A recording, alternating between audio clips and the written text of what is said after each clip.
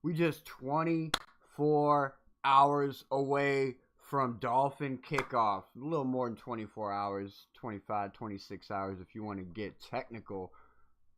But we're almost here. 2025 season is almost here. And we got a lot to talk about today. We're going to break down what the Dolphins need to do in order to win this game tomorrow. It's not going to be too hard. We also going to be covering some post previous coverage. We were talking a couple weeks ago about Mike McDaniel and the off season and what the 2025 season is going to look like for the Miami Dolphins this year. And they recently put out a video called Under the Sun. I don't know if anybody has checked that out yet or not, but definitely must go check that out. But with that being said, basically kind of doubles down what I've been saying all off season about this Miami Dolphin team and what 2025 is going to look like for the Miami Dolphins. I'm telling you guys, we're not going to go 26 years without a playoff win. It's not happening. And we're going to talk about that. We're also going to talk about the two games we've had so far. They were pretty good. But first, it's morning. It's still technically morning, so go ahead. You can get your coffee. You can get your donuts and your biscuits and your pancakes or waffles or whatever it is. And get ready. Here we go. Here we go.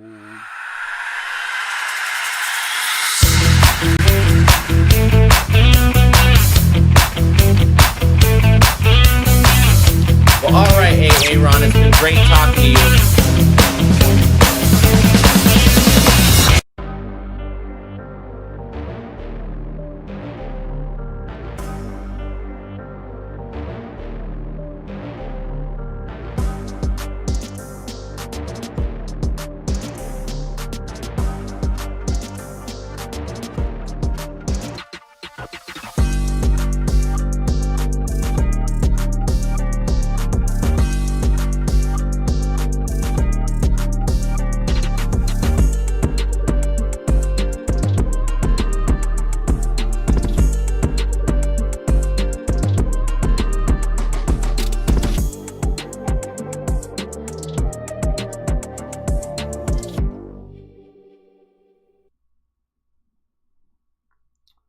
All right, welcome in. So, what should we get into first?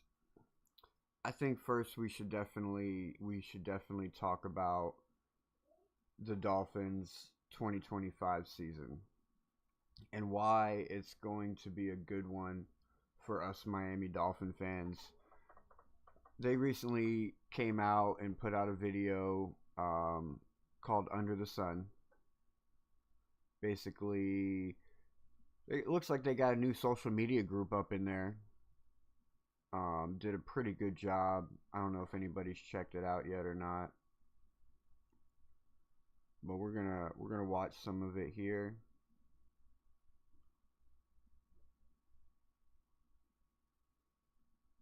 Because a lot of the things that they talk about in this video, a lot of things that they say in this video, I've already been talking about.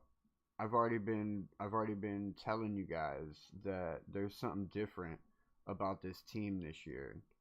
I've been telling you guys that all of this stuff that you've been seeing in the off season, going into the off season, starting last year, week 18, when Tyreek Hill quits on the team. We talked about it. We've talked about it on multiple platforms. I've been in chats talking about it. It's all just a show. This is all just put on by Mike McDaniel to make it look like the Miami Dolphins are some dysfunctional team, and the Miami Dolphins are going to come out in the 2025 season and it's going to be the same old Dolphins. They're going to struggle to get the run together. They're going to do a bunch of bubble screens and short pass plays and dink and dunk their way down the field. It's not going to look pretty. Defense, corners. People think we're struggling with our corners right now. It's not the case. Anthony Weaver said it yesterday. He's confident in these young guys, and our front seven is going to allow these young guys in the back to thrive and do better. We talked about it's all just a show. Mike McDaniel's putting on a show for you guys so that you're not ready for the Miami Dolphins come tomorrow, September 7th, 1 p.m. in Indianapolis, when we step out onto that field. Done it before. Week 1, Mike McDaniel's going to have them guys go out there and he's going to be like, all right, quiet on set. And action. Action. And it's just going to be on from there. I've been telling you guys, man, all these guys in the offseason, you've been listening to their pressers, if you've been watching their Instagrams, their Twitter, like Tyreek Hill is one of the biggest ones. I don't think you guys realize, like, yes, a lot of people are saying, oh, he's just racing and running track, but I mean, that's working on his speed, that's working on his cardio, that's working on his conditioning, because guess what we need Tyreek Hill to do a lot of this year? Run down the field at full speed. He hit 26 miles per hour in this offseason. I don't know if any of y'all have seen that or not. 26 miles per hour. Now imagine Tua drops back, just launches it deep, waiting. Tyreek Hill's on his way to the end zone. Ball's already in the air. Tyreek Hill barely just left the line of scrimmage, but that man can run 26 miles per hour. So Tua can go ahead and just launch it. Woo! And there you go. You got Tyreek Hill coming up to catch that ball. I'm telling you guys, they've been letting us know all off season that 2025 is going to be different. And this Under the Sun kind of just doubles down on what I've been saying. What's up, Cap for Life? How you doing? We're gonna be going over a little bit of why I believe what I've been telling you guys is true, and this Under the Sun kind of just doubles down. All these pressers going into the offseason, you heard Chris Greer say it in his presser a couple days ago. When they went into this offseason, him and Mike McDaniel went into that locker room and they set a standard. They set a standard for the 2025 season. And then later on in the presser, he was asked another question. He doubled down on it by saying, me and Mike McDaniel shaped this locker room. That's what he was referring to when he answered that question. Like, there was a lot of creators and other people in the community being like, you don't shape the locker room. And to an extent, yes, you're right. Like, they're not in the locker room. They're not the players on the field in the locker room. Yes, they don't necessarily directly shape the locker room, but indirectly, they do shape the locker room. That meeting that they had at the end of the 2025 season, at the end of the 2024 season, going into the 2025 off season, setting a standard, letting these players know we're not going to tolerate tardiness. We're not going to tolerate absentees. We're not going to tolerate half-ass play. We're not going to tolerate any of that. You don't think that's putting an indirect shape to the locker room? No, they're not the ones there in it. But they put that in them. And you know what all these players have said about all the other players and all of their pressers? We're all bought in. We are all bought in. Those guys, they're all bought in. You've heard Tyreek Hill say it. You've heard Jaylen Waddle say it. You've heard Ollie Gordon say it. Bradley Chubb has said it. Tua has said it. Let's keep going on. Jordan Brooks said it at one point. Mike McDaniels has said it. Anthony Weaver has said it. At some point in pressers, all of these players at some point in one of these pressers, if you go back and look through them, at one point, all of them have mentioned that everyone is bought in. Now, yes, we could say, oh, like, that's just PR, that's just media, but it's like, you go and you look at some of the actions and some of the things that are actually happening, kind of makes me believe that Mike McDaniel has just been putting on a show this off season, making us look so dysfunctional, because he's going to come out in the 2025 season and it's going to be a beautiful production for the Miami Dolphins. And this Under the Sun, let's get into it a little bit. This Under the Sun kind of lets me know that I'm kind of on the right track when I say all this. So let's hit play. Without further ado, I'm sure most of you watched this already.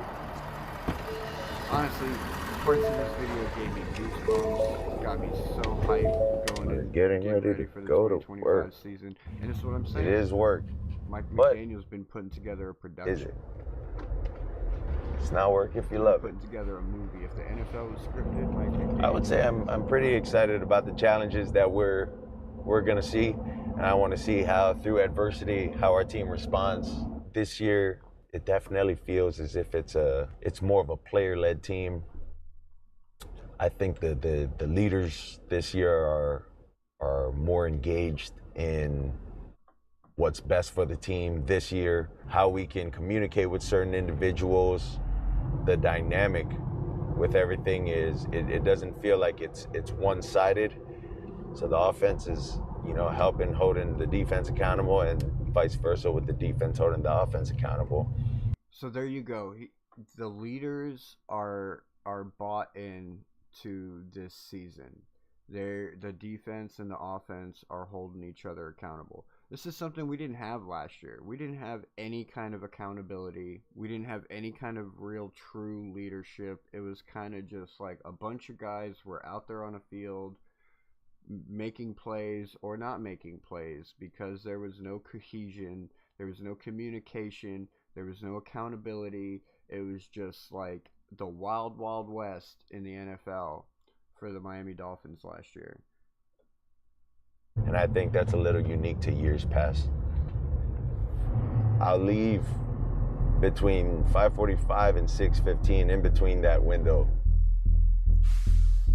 So I want to touch on that real quick, because in Tyreek Hill's latest presser, it was kind of funny. Tua there, he just said that he leaves between 5:45 and 6. Obviously, he's got a little girl. He's got a brand new little girl at home. So there may be mornings where he's running behind. You have a little kid, things happen. Family can run you behind. But I do wanted to say, in Tyreek Hill's presser, his last presser, he had mentioned when he was talking about doing the small things, like this is what we'll get in more into Tyreek Hill later, but he was mentioning about like he's doing the small things to become a better teammate and a better player for the Miami Dolphins. One of the things that he said was that he's always the last one to leave practice. He's like going hard and he stays late, but not once did he mention anything about being like the first one there. So let's work on that, Tyreek Hill. Let's be the first one in and the last one out, because that's what we need you to be this year. We need you to, even though you don't have that C on your chest, you, just like you said, you don't need a C on your chest to be a leader in this team. Well, if you want to be a leader in this team, you need to be the first one in and the last one out. All right, so let's continue on.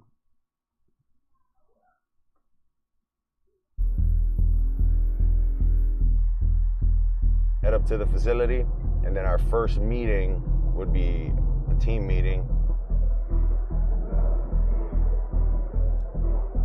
As you're going through the schedule, you got lift, you got practice, you got film. After you got all of that, you probably got more film. After that, you got your recovery, you got cold tub, sauna, hot tub. probably by the time we leave, it's probably like around 6:30.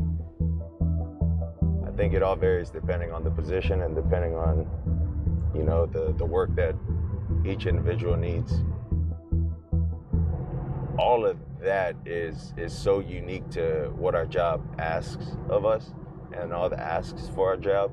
Because if you're also looking to build team chemistry, like you gotta be able to spend that time with your teammates as well. People might get.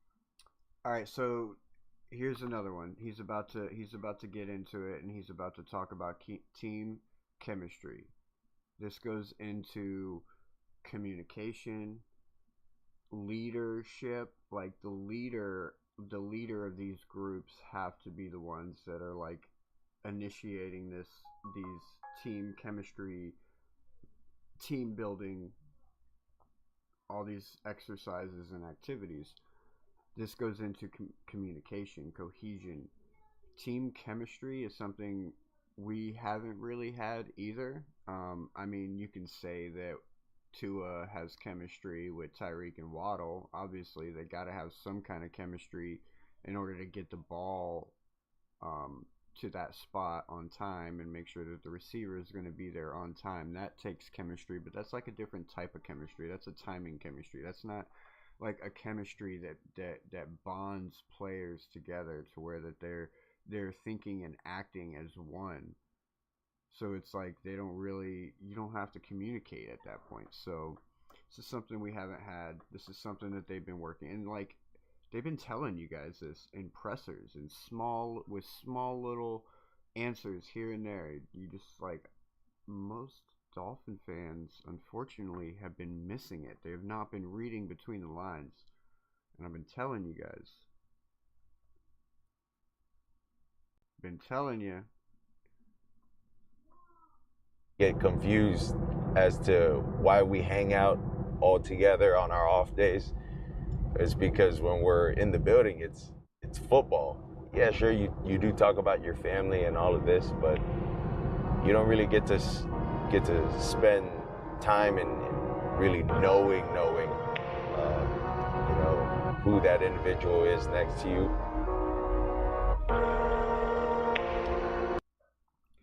I think it was, who was it? Ashton Davis or Jordan Brooks was on a podcast doing an interview, and he had said it. I got a video. You can go back and look. It's in our shorts from probably like 2.5 months ago.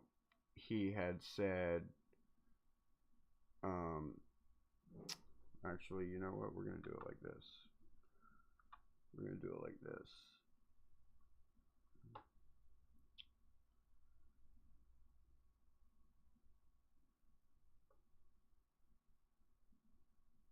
I'm just going to go find it.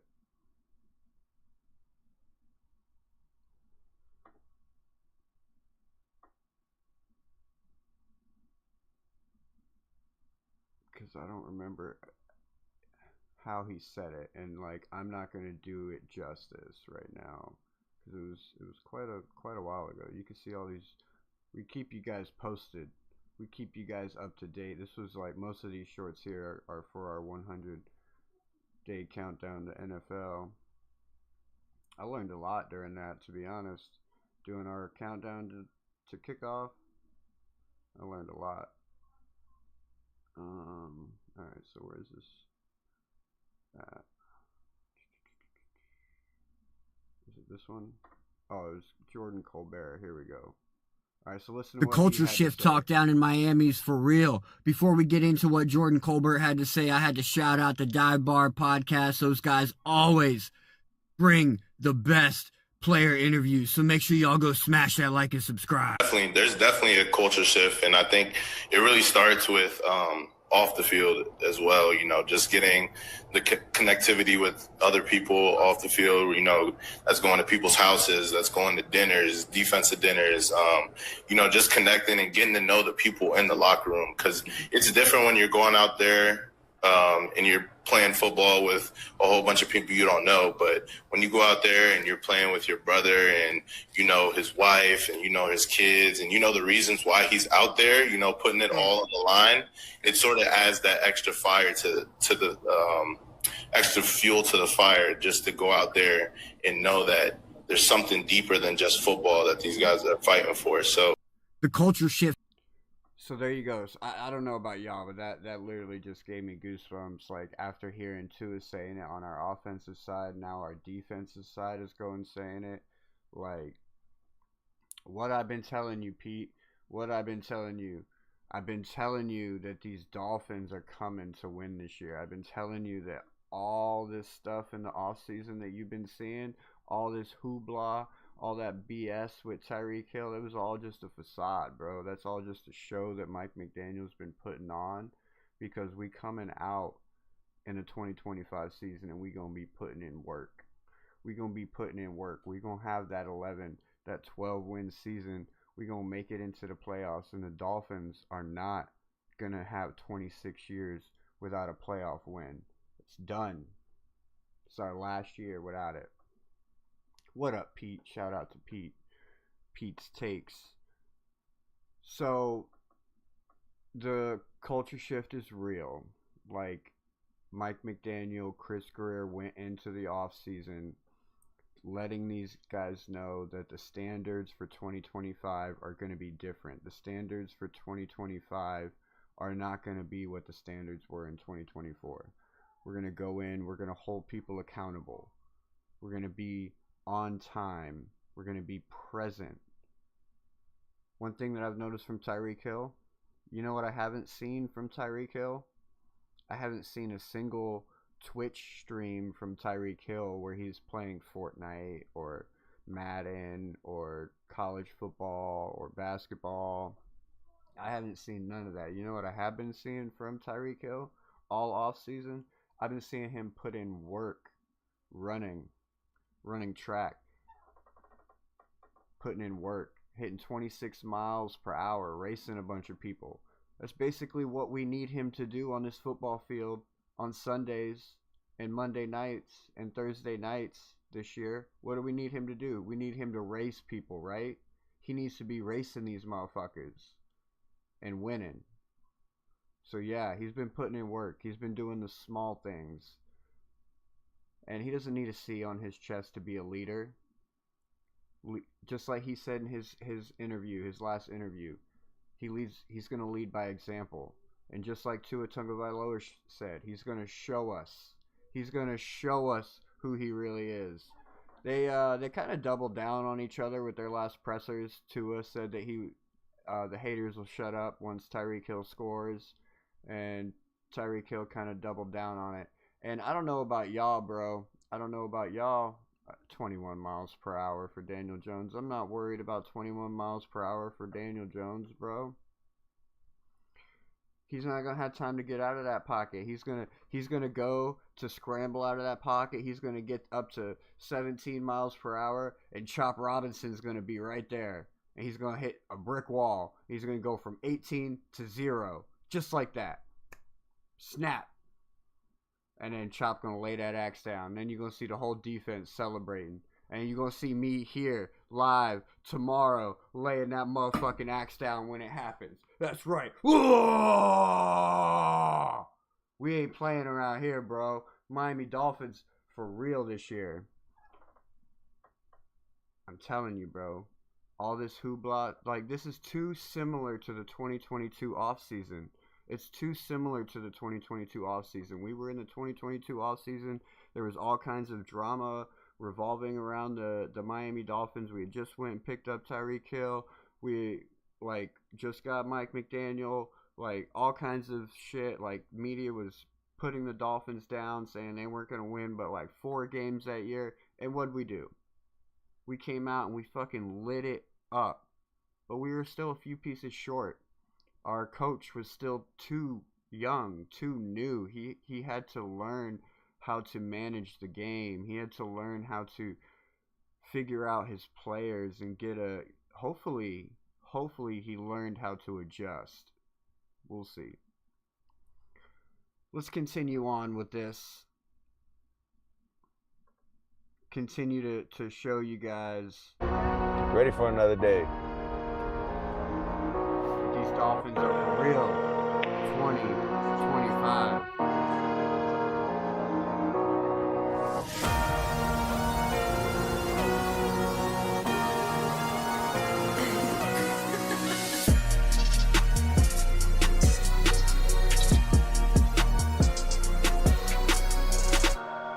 Their media team is for real, though. Bonded is the name of the episode. Bonded. That's key right there. Bonded. Showing you culture shift. They're together. They're going to work as one this year. It's not going to be a bunch of guys running around the football field like we saw last year. That's what it was last year. It was just a bunch of guys running around the mentality football of the field. team is to first establish what the standard is. And so obviously everybody's goal is to win a Super Bowl. Everything is built here, OTA. The first thing to do is establish what a standard is. Remember when Chris Greer in his presser answered that question and said that him and Mike McDaniel shaped the locker room. Earlier in that presser, he had said that Mike McDaniel and Chris Greer at the end of the season meeting went in there and set a standard for 2025. And if you go back and you listen to all these player pressers, all these player interviews throughout the offseason, at some point in one of those pressers, every one of those players has mentioned about everyone being bought in. So now there's going to be accountability. Let's continue.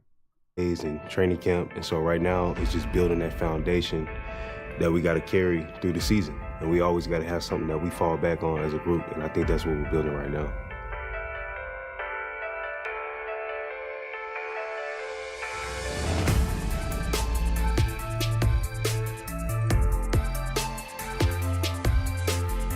We know like this is the beginning, the process of where we're trying to get to. We're trying to get to that big stage.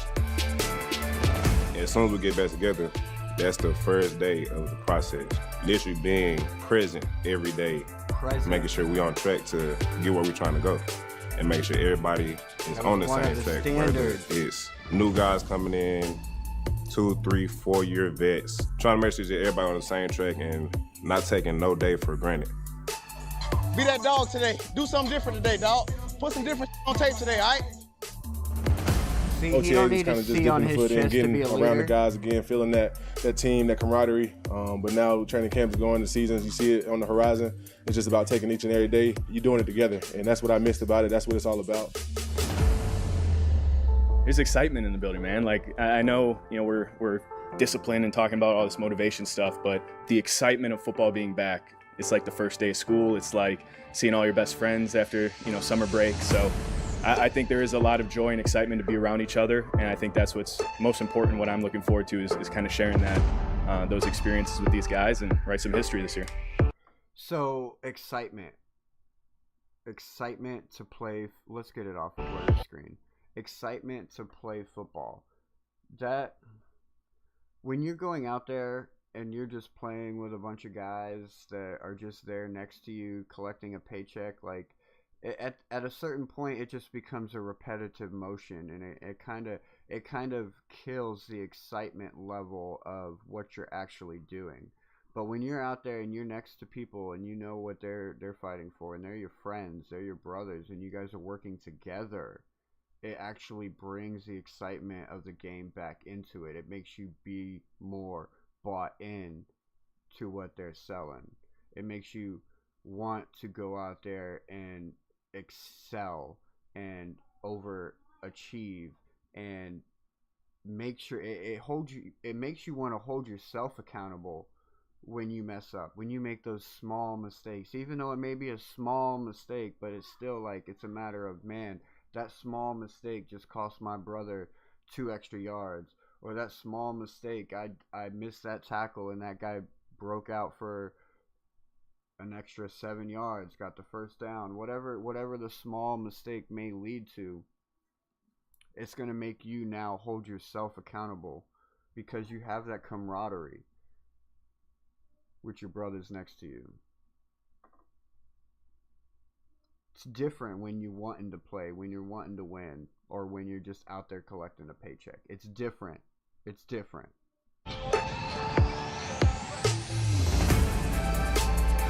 It's been really good to get back into it with the boys, and it just feels good to be back on the field again. There's nothing like, this football environment when it comes to camaraderie. Being in the locker room, being here for 12 hours a day with the guys, it's just really kind of an invaluable experience. The Dolphins added players through every avenue: free agency, the draft, and trading for an immediate impact player in safety Minkah Fitzpatrick, who returns to the team that drafted him back in 2018. They poured a lot of resources in the trenches and down the middle of this football team. They are fast, and what they do is they make you play a sideline-to-sideline game. They still can attack. This team could respond better than many people envision, but if they can play together as a team, they have plenty of success. If they can play, I think that was Ryan Clark. I think that was Ryan Clark. It kind of sounded like Ryan Clark. If they can play together as a team, they can have tons of success. You guys have looked at our schedule. Let's pull it up. If you have not looked at our schedule, let's go ahead and pull it up here.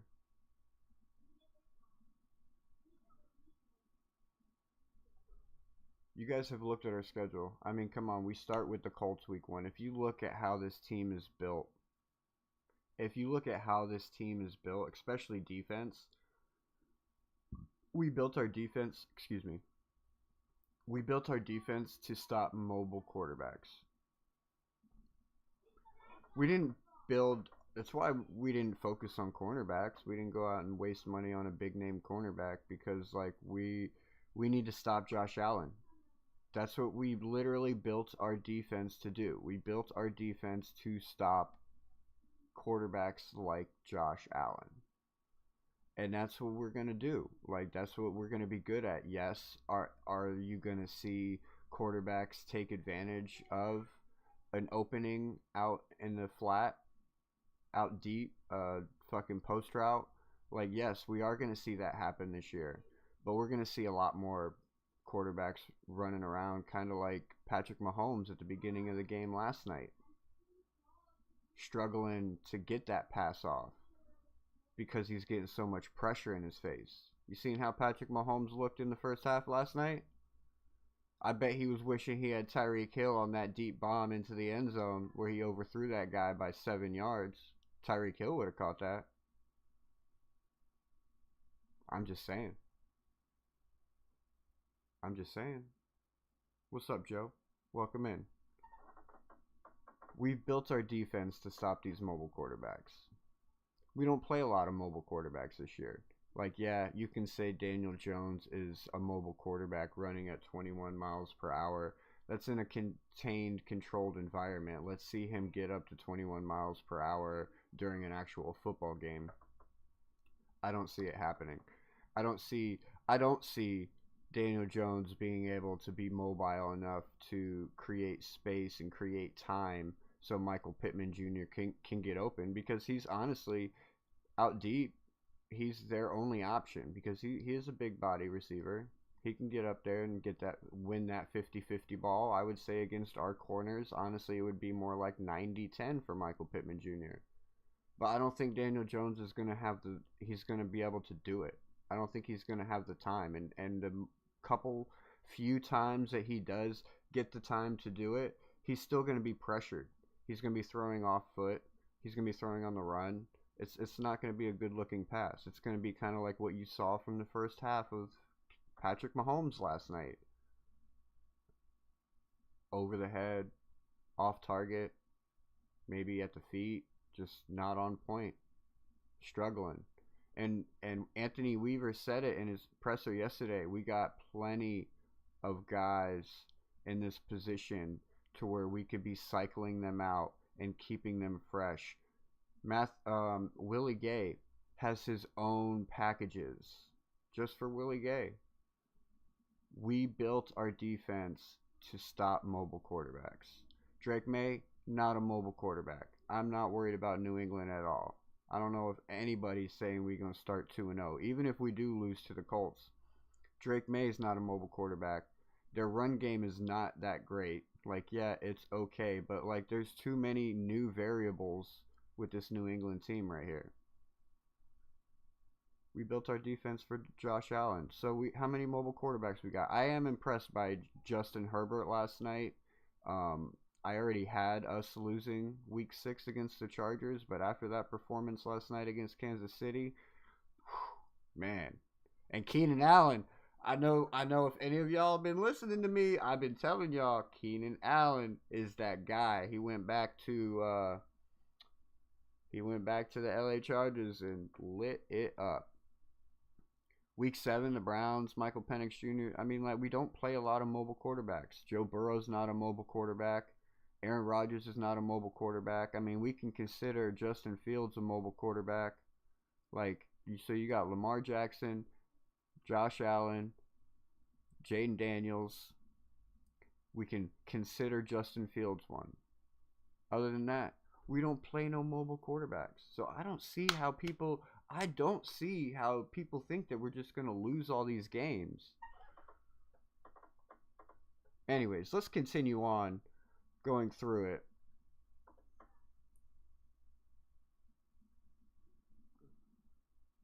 We gotta practice like champions. And right now, I feel like we're practicing like champions. Practicing like champions. Real football all starts with intent. The focus that you have to give for yourself and your teammates. This is some real shit we're building, but we have to relentlessly attack it. I'm seeing a lot of guys, man, who can make a.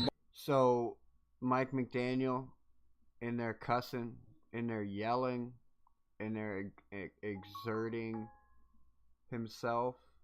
Is he trying to change his image for these guys? Because we all know that, like, part of the reason there hasn't been real accountability and a real culture in this locker room has mostly been because of McDaniels, right? You know, like, he just doesn't look like that type of guy. He hasn't been that type of guy, more like your friend and not your boss. Is he becoming more of your boss and not so much your friend? Could be. We'll see. We'll see how that goes throughout the season. Bunch of plays. We all know, man, training camp is hard, and it's important, you know what I'm saying, for us to be able to lean on each other. Especially me being an older guy, I know how important it is to motivate these young guys and make sure that they are rolling at the very end of practice. Yeah, this practice, bro. You know what I'm saying? We all lose, we all win, man. It's all about, you know what I'm saying, you trusting yourself and your instincts. Keep doing your thing, boy. Because essentially, that's the fourth quarter, you know what I'm saying? And we need every guy playing hard, you know what I'm saying, playing with technique, fundamentally, in the fourth quarter, like even when you're tired. See, he doesn't need a C on his chest to be a leader in this locker room. He said it himself. He's going to lead by example this year. He's focusing on himself, fixing the small things. He doesn't need a C on his chest. It's not because he's leaving. It's not because he's going anywhere. It's because he's focusing on himself. He's had a lot of If you guys have been paying attention to his non-football life, you would kind of understand and give him a little bit more grace as far as where he is at with his personal development. So, but I'm not going to get into all that. I don't want to put any of that stuff out there. So. That's not what we are here for. But he was saying technique and fundamentals. That's another thing that every player at one point or another during the pressers, every coach at one point or another during the pressers, during the interviews has mentioned that their main focus has been technique and fundamentals. Technique and fundamentals. With that comes execution. With that comes perfection. With that comes flawless execution, which would be perfection. So, yeah, that's why you're not really seeing. That's why you didn't really see a bunch of new plays in preseason and practice, because they're working on the fundamentals of the actions, and therefore you can produce at a high level. If you can perform that technique at a high level, it doesn't matter what play gets thrown out there. You should be able to produce. When you're out here in Miami, this heat it's a different beast. It's been hot. That's definitely what it's been like. It's been challenging, but in a great way. This is when you really have to be a pro. Like, you really have to take care of your body. You have to be real proactive and make sure you stay on top of everything. That's another thing, right? Injuries. Injury bug has plagued the Miami Dolphins every year. Like, you can go back past couple years and look, we've always gone into the season with injuries.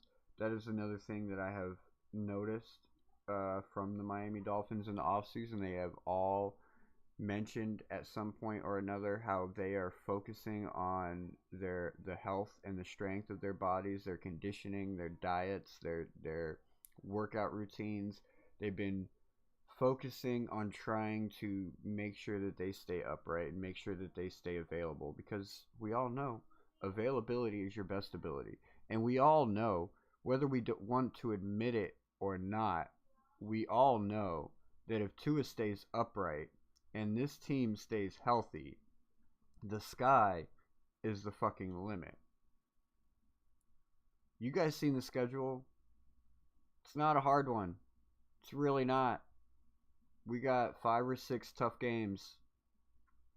The other 8 are definitely winnable. Panthers, Saints, Falcons, Browns, Jets, Patriots, Steelers. Like, that's week 15. Even though it's going to be a cold game, we don't know what that game's going to look like. That could be Skylar Thompson trotting out there to play against the Miami Dolphins on week 15, Monday night in Pittsburgh. It could be Skylar Thompson. And if it's Skylar Thompson, guess what? Might as well just go ahead and put a W there for the Miami Dolphins. Because us Dolph fans know what Skylar Thompson does. He doesn't perform. He does not perform. He'll do good in the beginning, give you a lot of hope, make you think that he has a lot of potential so that you waste some time on him so he can just collect a paycheck for a couple years, and then you'll realize that you're wasting your time and you'll ship him off to the next team, maybe Carolina. Yeah, the Steelers defense is going to be tough, but so's our defense. And if you put defense for defense and then offense for offense, I say we at least score 17, but we hold them to 10, maybe 13. But we'll see. Could be a completely different team. They could be completely gelled by that time. It could be an Aaron Rodgers-led team, and then it's a little bit tougher of a game. Tampa Bay, like, I can make an argument on that one. Like, that game really depends on where each team is sitting at, because we all know that Tampa Bay is in an easy division. They could easily win their division with 10 wins and already be sitting pretty by week 17 and not really need to win that game. Dolphins, most likely going to be in a position where we need to win. Could easily see us winning that game. But if the Bucks need to win that game, I don't think we win it. I think Baker Mayfield can easily go out there and put 3 touchdowns on the board. Easily. It wouldn't be no problem for them. But if they already got their division locked down, no chance at number 1 seed, maybe you don't play that game as serious. The Bengals, that's a game that could be easily won, but it could be easily lost as well. That really depends. Like week 16, week 17, week 18, all 3 of those games are going to be dependent on where those teams are sitting at. This schedule is soft. Your availability is the best accountability. If we use it the right way, it's always going to be to our advantage to practice in the heat. With having that extra challenge, other than going against another great player, is that you got to go against the heat at the same time. maneuvering through that and also just trying to get better, I think it's been great for us as a unit.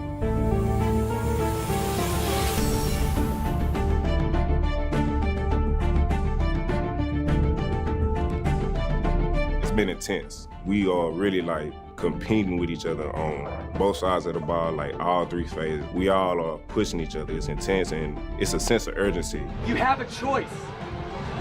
Greatness, winning, all that is a choice, and it's found in the trenches of King. I kind of did like a little off-season study just on all great teams that's won in the past, not just in football, but all sports. And I found a common denominator in that, and that's just being team chemistry, the bond in which those teams had. You hear that?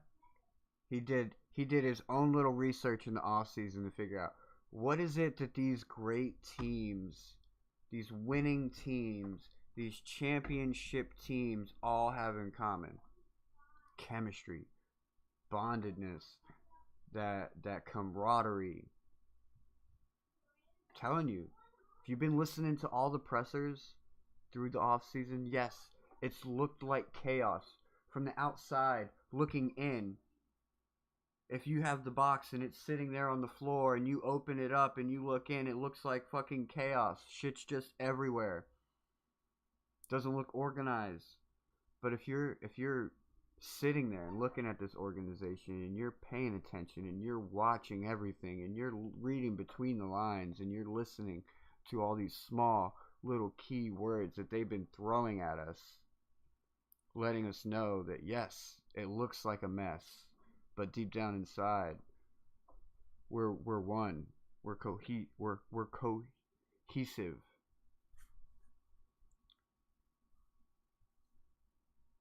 I've been trying to tell you guys, they've been letting us know. And Mike McDaniel's been putting on a show in this offseason to keep the NFL from really believing in the Dolphins. Like, it's gotten so bad that most of the fan base doesn't even believe in the Dolphins this year. Like, most of the fan base doesn't even believe that we're going to go out there in week 1 and wipe the floor with the Indianapolis Colts. After it's been proven time and time again that the Colts can't win week 1. The Dolphins do win week 1. Tua always performs well week 1. Tyreek Hill always performs well week 1. Why wouldn't you bet on the Miami Dolphins in week 1 knowing that this is the healthiest we are going to have our team all year long? Why wouldn't you bet on the Miami Dolphins? Great teams, all the championship teams. He did the research. What did they all have in common? Team chemistry, cohesion, camaraderie. They were like brothers out there fighting for each other. What have we had the last couple years? Had a bunch of guys on a payroll going out there playing their position. Not playing their position to help the position next to them succeed. No, playing their position so they can succeed. I mean, we saw it with Javon Holland, Jordan Poyer. We saw it. They weren't playing for the team. They were playing for themselves. Calais Campbell, same thing.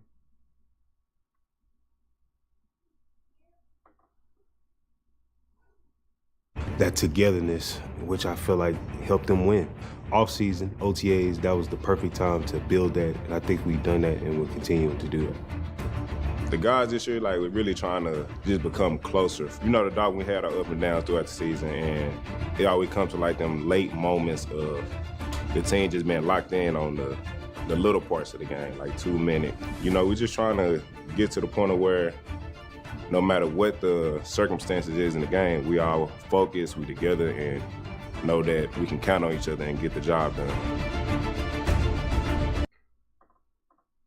Know that we can count on each other and get the job done. I'm telling you, man, this Miami Dolphins team is a new team. It's not the same team that you guys have seen the past 3 to 4 years since Tua has taken over It's not. Like, they're actually one. It's not 11 men out there on the field playing their positions to play their positions and try and do the best they can at their positions. No. It's 11 men out there on the field, kind of like back in the day when the Power Rangers would all like form up to one big giant monster or robot. That was a bad analogy because I didn't watch Power Rangers. I would be more on the Transformers, but they didn't really. Who was that big transformer that they would all form into? That's kind of like what the Miami Dolphins are creating right now. And Mike McDaniel, he's the director, bro. He's been putting on a show. And the 2025 season is going to be his final product. He's been building up to this the last couple years. He's been building up to this. They were almost there. They almost had it in 2023. They just weren't quite there yet. They were missing a few pieces. They were missing the biggest piece. Chemistry, accountability, durability, availability. As you can see, we got that QR code over here. This QR code. We finally got our DCC signed up. That's the link if you want to go donate. We are definitely taking donations to help the Sylvester Cancer Research. They're trying to raise $100 million since they started. This will be year 16 for the DCC. This will be the AFC Eastie Boys in my family's second year. Me and my daughter went out there last year. My wife's going to join us this year. It's going to be fun. For every $500 that we raise, I personally will run 1 mile for every $500 every day up until the event, which is on February 28th. So if you feel like it, go ahead, hit that link. You can also find it in the descriptions. I'll also have it posted in our profile as well. Hit that link. Do what you can. Help cancer research, because it's a fight. It's gonna take all of us together to win the fight against cancer. I'm going to leave you guys with a video real quick. My wife's getting ready to leave for work, so I'm going to go make a new cup of coffee and say bye, and then I'll be back. Just check this out. Some year one highlights from the AFC Eastie Boys. That's for sure. He gets a pass to the left from Tua, about a 4-yard pass, and then he gets about another 16 yards. Yak to add to it. First down, Miami Dolphins. Let's effing go. Yeah. I had to kick Cat in the Hat out. He was fucking boring. I was watching him in the background. He didn't know it, but he was fucking boring. I had to kick him out. Tua under center. Let's fucking go. Mostert with the ball. Ooh, he juggles. He goes to the right. He's rushing. He's got a hole. Oh, he fumbled the ball. Oh, and Buffalo gets the fucking ball back. This is why you gotta trade Raheem Mostert. I'm fucking telling you. Yeah, I'm fucking telling you to trade that motherfucker. What's up, man? I hope his knee was down. I don't know if his knee was down before that ball came out. Oh my gosh, that's a clear fucking fumble. No way. Oh my god. Mostert. No. No. Anyways, draft's coming up. A lot of teams need QBs, and you need a job, you bum. Got any teams you hope don't take a QB? Nope. You know, Matt, I have actually not put much thought into that. I have a lot going on right now, and it's just not, I'm not thinking about it. Not at all. So maybe the Saints? We're in the house, and the only reason I got this one, probably a field goal like the rest of the Patriots games have been, but the Jets are going to definitely get a win. And then we start the 1 o'clock slate. They won with Malik Willis, and they did it by running the ball. Tennessee over the Titans. And then we got the Bears and the Colts. The ball, so he's kind of went run eccentric over there in the Chargers. And then got the Dolphins going to Seahawks. I got a lot of question marks. Not allowed to score in the second half, and we're going to fix this season. Anyway, so the Panthers and the Raiders. This is, well, not a hard one to call. I don't know. I may have to switch next year, I'm telling you, man. I can't go through the pain and suffering like this. This was rough. This was a rough fucking year. Yes, it was indeed. Anyways, yeah, so Cat and Hat here, Goel over there. We gonna break down Wild Card Weekend for you. We got a lot of games coming this weekend. It's gonna be super exciting. We got some upsets for you. I gotta show up and bring the fun, guys. You know this guy, Cat in the Hat, he boring. Boring. Can you just be serious for once, Goel? I mean, we have some great games to talk about. Just for once, just let's be serious. Let's talk about some football. Can we do that? Stout couple of games that they've been playing, but this is going to decide, right now who's going to be second place in the division. So I'm going Jets all the way. Jets, Jets for the win. We're taking it. With the Browns, the Giants have just been loser fest, and they're going to continue 0 wins, 3 losses. Moving on out of potential with Tua in questionable consideration. Even if they throw in a backup quarterback, they still got a lot of options for him to throw the ball to. They're not going to be as in sync as they were the last couple of weeks, and that's why I'm going with Seahawks over the Dolphins for you. Now, there's a lot of homework that goes into this. We don't just look at stats and look at numbers. No, we take a lot of factors into consideration when picking these running backs for your fantasy. T. Tracy Jr. Now, I know a lot of you were saying, what, Cat? Are you seeing his first year ruling the backfield in Miami? He's going to be the number. My next running back on this list at number 3 is B. But, he's going to get the touchdowns. He's going to get the receptions. Trust me, if you get the chance to get him, you're number 1. None other than the king. That's right. Adam Sandler put this guy on a mission this year. This guy is going to literally put the Baltimore Ravens on him. The first guy, he gets past the first guy, it's probably going to turn into a touchdown. So he's 6 once we realize how he comes back off of this injury. He hasn't really had a full year. At your own risk.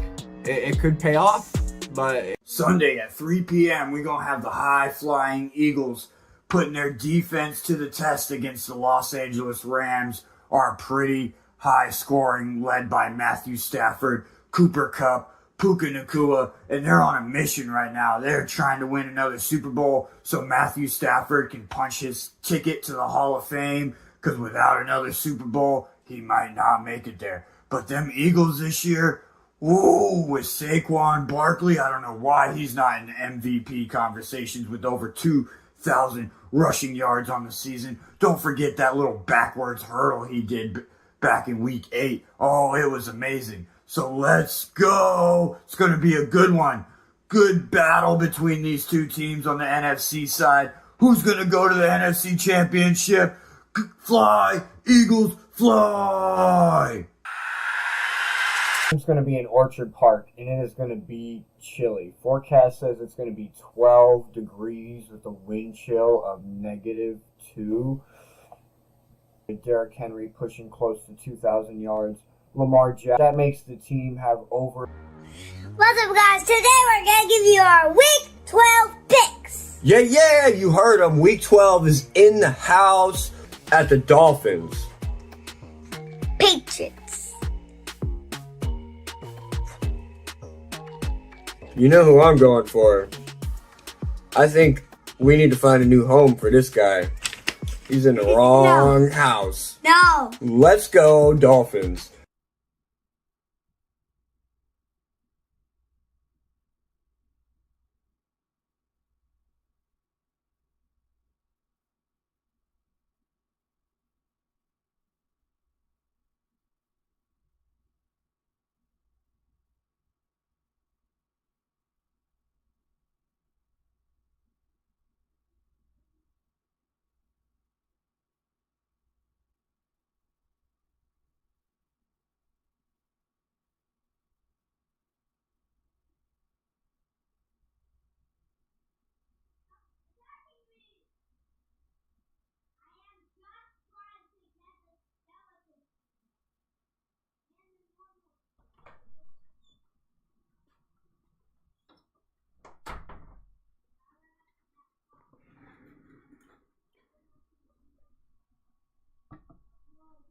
Welcome back.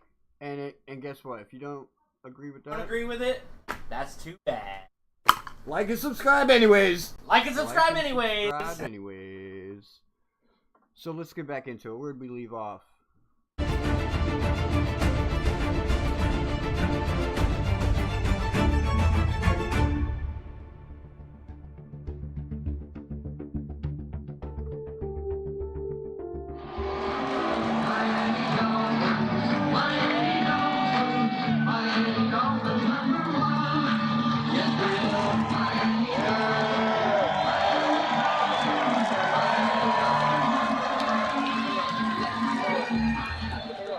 Having the fans out here today, how a little bit different, more energized than the last few practices?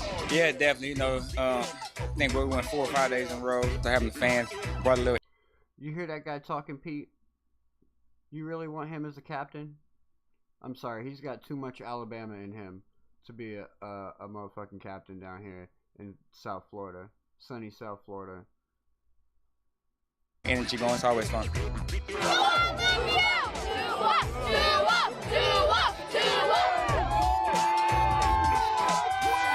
You'll probably see me somewhere.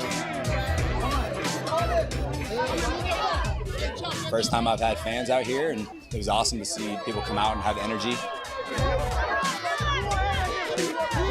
You inspire all of us every single day. We're serious people. And what you've been through, like coming back to this moment, I'm so proud of you. Each day we'll be selecting one deserving fan as our orange jersey fan of the day. Oh, I'll take a hug. That's that dude right there. Defensive player of the year this year, Job Robinson. Let's go. Right here first.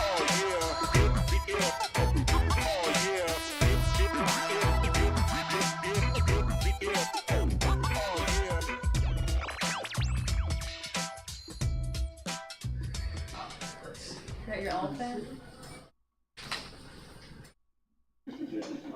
Oh yeah. Well, this is Stetson's first picture with the contract, huh? Get one like that. That is spectacular, man. That is just. Oh my God, he's a natural. That's right. Look at him. Oh, good man. job. There you go. This thing's killing it. Stetson, ready, buddy? Here we go. 1, 2. Coming to the league, 7th round, getting cut. You don't feel like you belong. I don't know if anybody has looked into this dude's story or not, but it is truly an underdog story. And to see the progression that this dude has made through his season and definitely coming into the Miami Dolphins and really finding himself and like finding his game, and he's truly become one of the leaders in this locker room, not just for defense but for offense as well. Like, this guy here is just a superstar and probably one of the best moves we've made in an off season in the last couple of years. Super underrated. A lot of people were saying we probably should get rid of him, but like, you look at this guy and you sign this contract, basically I believe that this guy's contract is our window. Like, it got opened a little bit more, so we'll go more into that later. Let's continue on. No matter how much you're going to tell yourself that, or at least for me, I told myself that. I feel like I had to prove myself every day, and that's how I got here. That's how I'm going to keep doing it every single day. I want to have a story that can just motivate anybody, and I'm not done. To have a guy like this that has gone through what he went through to get where he is now, because he didn't start off playing football. Like, he was a grocery store attendant at one point, I believe, and came on as a undrafted free agent, worked hard, fought his way into the league, got a spot, kind of struggled, was just doing good enough to hold on, and then he gets to the Dolphins. He gets put next to Christian Wilkins, and then, from there, Christian Wilkins molds him into the superstar that we see today. And to have that guy come from where he came from, leading these guys in this locker room, especially these young guys in this locker room where they're still at the age to where they can be molded and they can be groomed into being superstars themselves. And I think there's a lot left to accomplish for myself in this league and with the Miami Dolphins. And I hope that I can be approachable, and that I know that anyone on the team, my room or any other room, can talk to me and ask me anything they need with football, on or off the field, in life. So, yeah. Zach, I believe the back-to-back 10-sack seasons coincide with the birth of your son. How has back-to-back 10-sack seasons, and he's not done yet. He's gonna go 3 in a row with double digits. Fatherhood kind of helped you as a professional? I didn't know what tired was until I was a dad, and I think that there's an aspect to that where, like, you could feel bad, you could have a bad day, whatever, but to go home and to see him running around smiling and laughing, it just takes all that away, and it helps you refocus on what really matters in life. And it's like, so now that he said that, Mike McDaniel recently was on he did an interview on, who was he interviewed by? I don't remember who he was interviewed by, but he had mentioned the same thing. He has kids and a family at home, Mike McDaniel does, and he used to not separate life from work. He used to go home and take his homework, but in a recent interview he had mentioned that that's something that he worked on this off season, was balancing life with work. And when you do that, you're at ease. Your soul, your mind, your body, all of it is just in a different place than when you're just work 24/7. It drains you out. It loses that excitement for you. You know what I mean? You got to think, we have quite a few people with families now on this team. Some of the leaders that we have families. And to be able to balance work with life and go into this locker room and exert that to these young guys, it's a good thing for the Miami Dolphins. Very positive for the Miami Dolphins in building this camaraderie and this accountability. Because guess what? It's not now just Zach Sealer and his wife. Like, now he has a kid involved. He has a lot more to fight for on that field. Same with Tua. And we already know Tyreek has like 8 of those, so that's why he's been fighting for his life. That's why he went out there and played through with broken bones last year, needing surgery until it was just too late. There's nothing else he could do. Okay, you can sit down. Mike McDaniel said, okay, you can sit down. You can sit out. Like, it's over. We don't need you no more right now. We need you for next year. But guess what? Before you sit down, make it a scene. Make it a scene so that the media has something to talk about in the offseason. Tyreek Hill said it himself. So did Tua. You guys blow things out of proportion talking about the media when they ask about the whole Tyreek Hill Tua beef. You guys blow things out of proportion aimed at the media. Let's continue. Okay. It was a bad day. I can move on, and you want to have him see that. And that's how I want him to grow up, learning and seeing that. And that's how I was taught and raised growing up. So it opened my eyes to that aspect of just like, okay, this is it, move on. And we've all heard a coach say, hey, next play mentality. And that's just, I guess, subconsciously has happened. And it allows you to play it freely and play with confidence every single snap.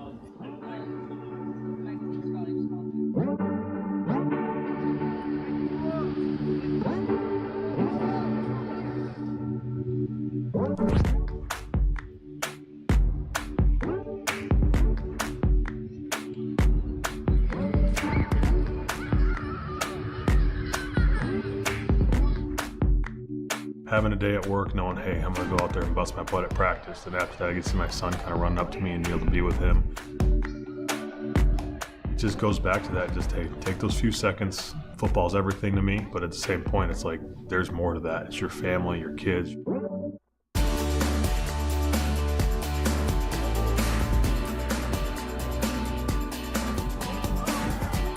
have those moments that the Dolphins give us to have them come in and do the few minutes after practice or the family nights. It's just so awesome to have an organization that cares so much about their staff and employees and players and coaches. To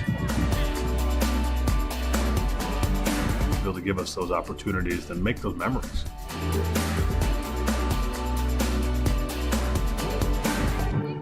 He said it means so much to have an organization that cares.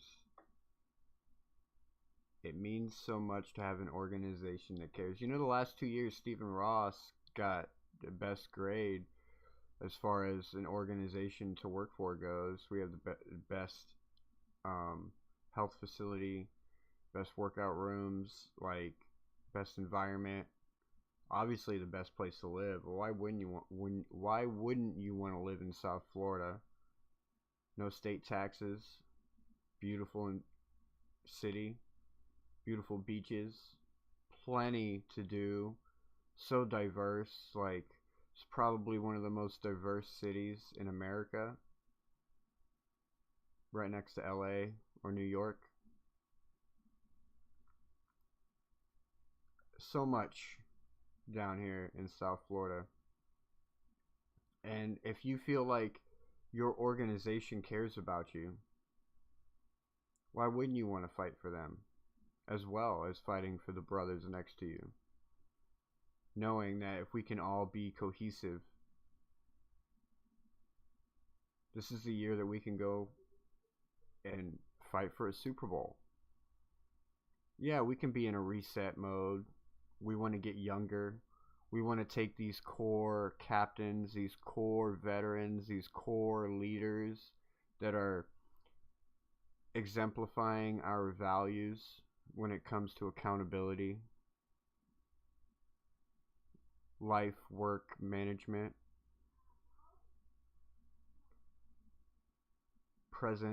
being present when you're not only at practice, but when you're on the field, when you're in the locker room, when you're in the film room, being present, engaging, conditioning, working on your body, making sure that you're going to stay healthy, that we can have you for all 17 games, because availability is the best ability. You've already heard it 3 different times in this video. Just this video alone. That's not even accounting all the player pressers throughout the offseason where players are talking about that they've been working on their bodies, their diets, their workout routines to make sure that they can stay healthy and available for this team. Let's continue.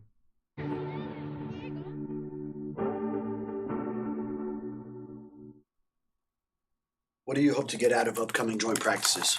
Joint practices are a challenge, but it'll be good for our football team to, strain between the whistle and get back to the huddle and do it again.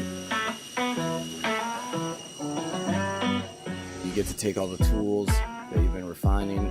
It's the best opportunity to give guys a chance to make a team. It's invaluable.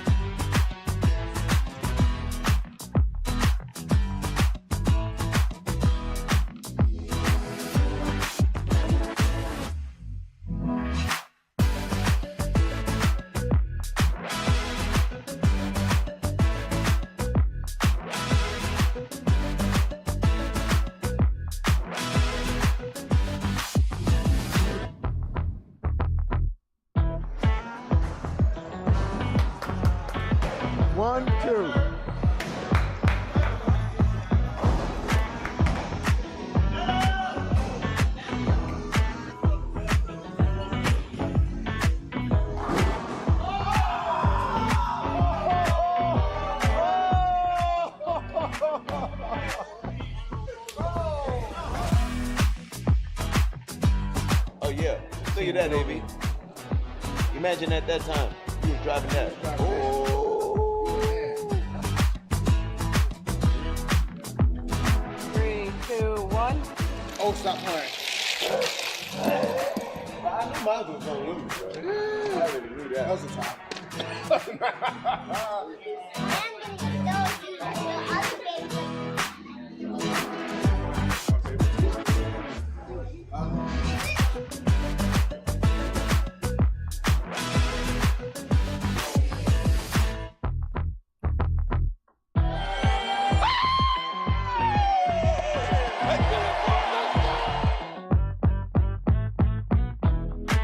Willie Gay Jr.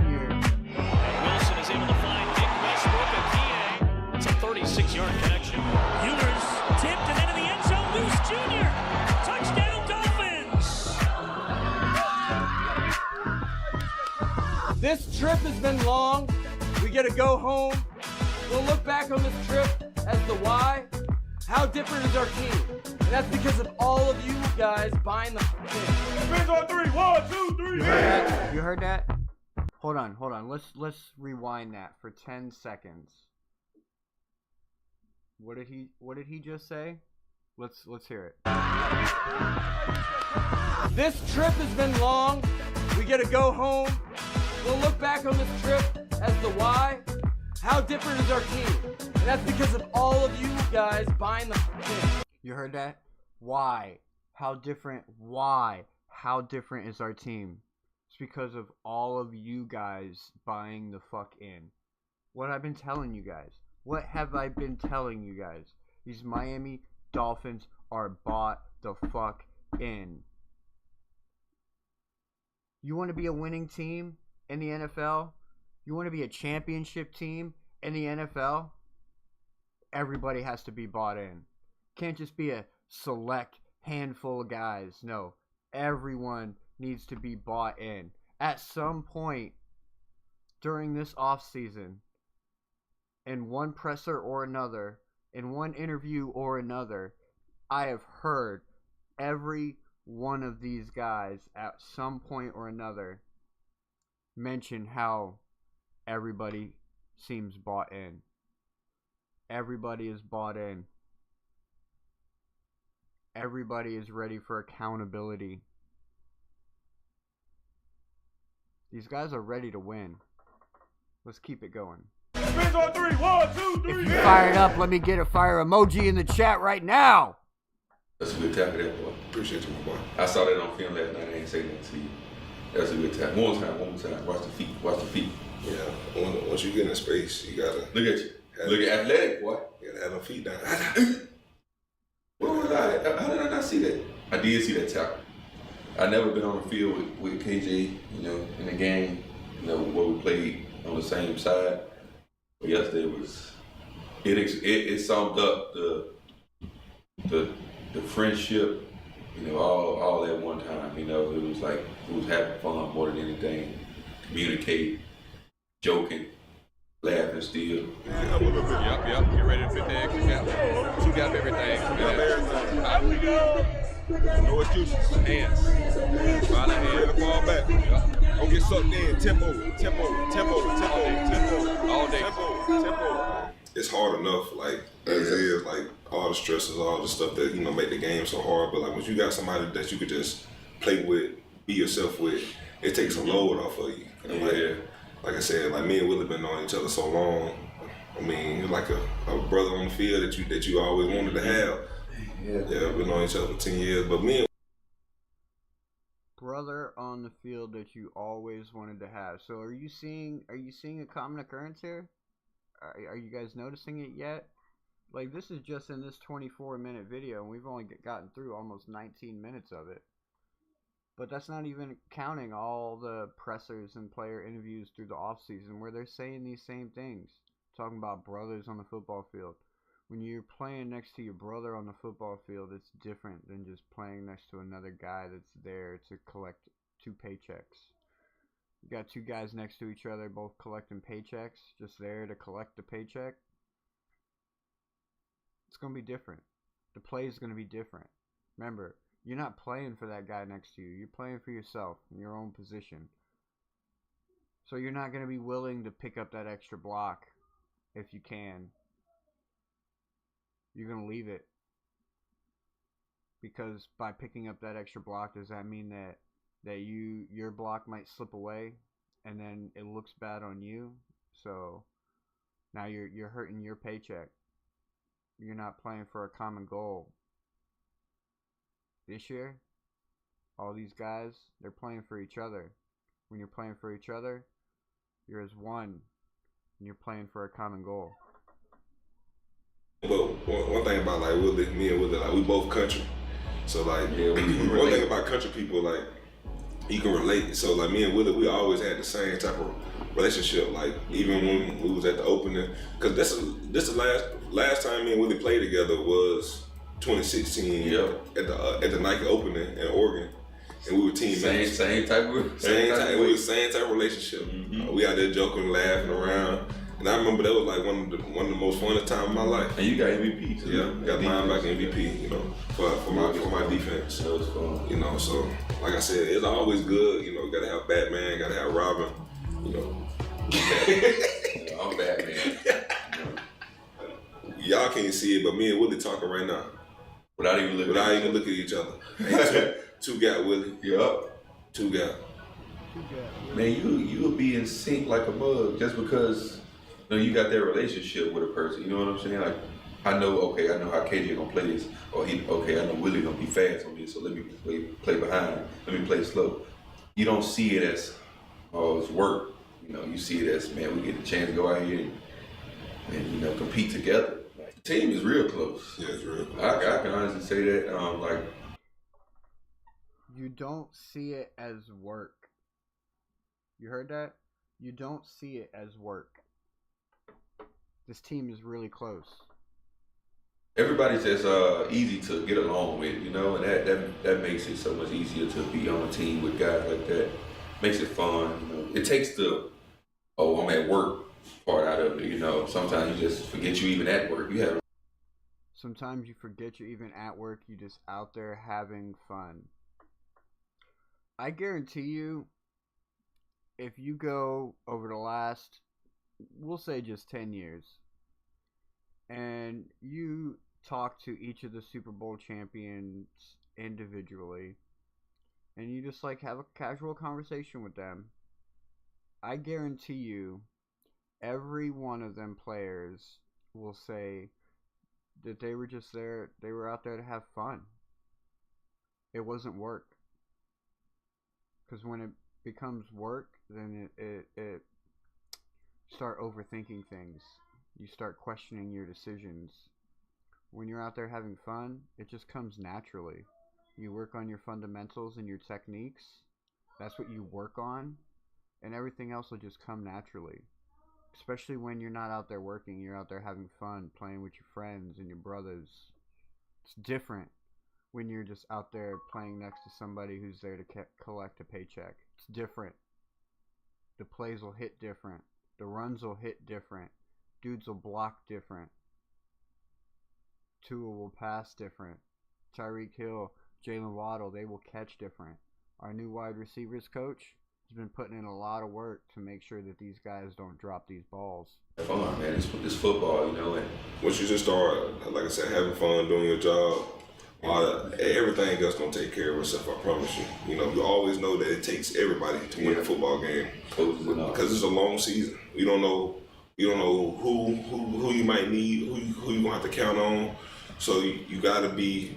You gotta be vested, and then the games they gonna come. They gonna come. You can't help it. You can't help but want to be great. Yeah, can't help it. Surrounded by a lot of people that want to be. So yeah, that's what it is.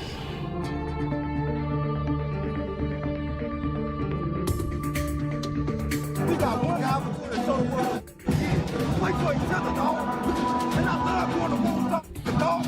Stay in there. Now, dog. That's gonna be great, baby. I'm with y'all, and I know y'all will too, man. Let's talk about getting this right now. Hear what he was saying? Hear what he was saying? Stay in there. Now, dog. That's gonna be great, baby. I'm with y'all, and I know y'all will.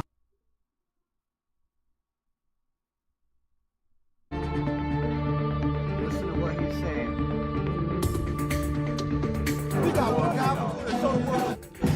Fight for each other, dog. Fight for each And other. I love going to war with y'all, dog. That's gonna be great, baby. I'm with y'all, and I know y'all will too, man. Let's talk about getting this right right now. Maximize the opportunity. That's very slim in this league. Let's go, Fins on 3, 1, 2, 3, Fins up, buddy. Woo! We almost here at the season. Let's effing go. Competition there, and there's Chop Robinson. And they bring some pressure, and Bradley Chubb's got him. Welcome back, Chubb.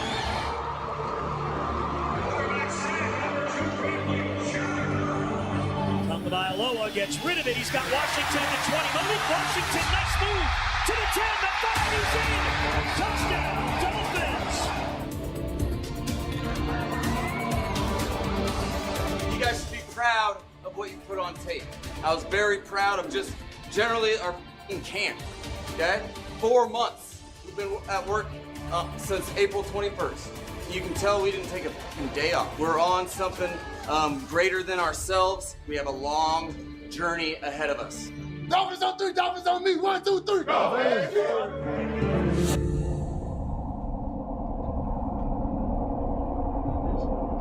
It's been really cool. You know, getting to know guys, getting to know their stories, guys being vulnerable with each other. And I think that's so unique to an NFL locker room.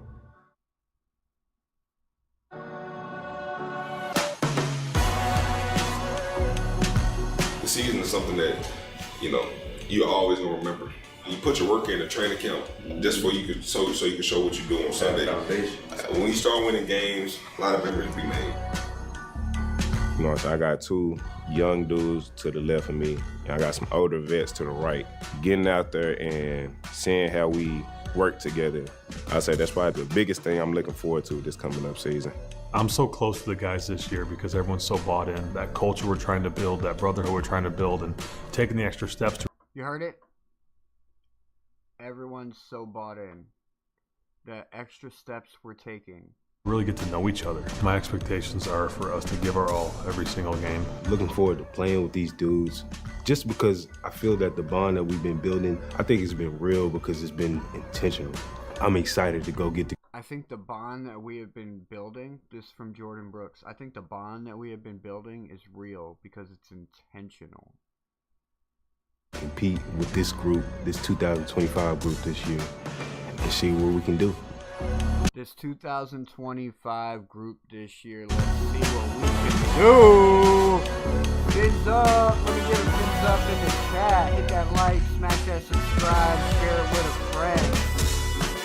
We are #1 Miami Dolphins hype channel.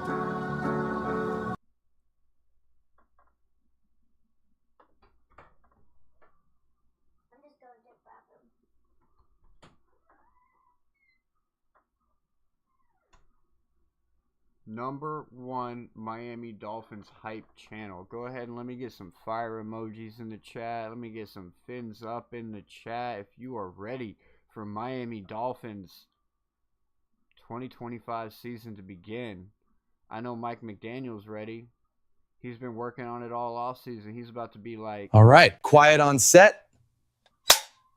And action.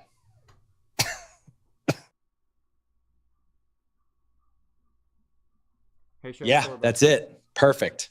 Cut. Okay, perfect.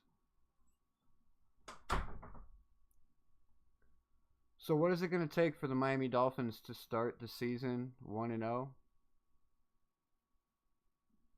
What is it going to take for the Miami Dolphins to start the season 1-0 against the Indianapolis Colts on Sunday?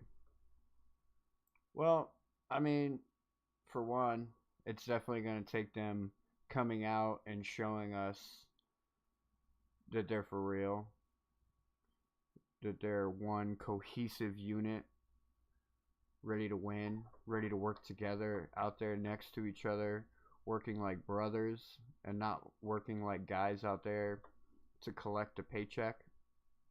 No. That's going to be the first thing. They're going to have to come out there and they're going to have to play as one. And then everybody's got to be working on their conditioning. We need to be healthy all game long. James Daniels, Darren Waller, Tyreek Hill, Devon Achane, Bradley Chubb, Jalen Phillips. I mean, the list goes on. Tua Tagovailoa, most important one of all.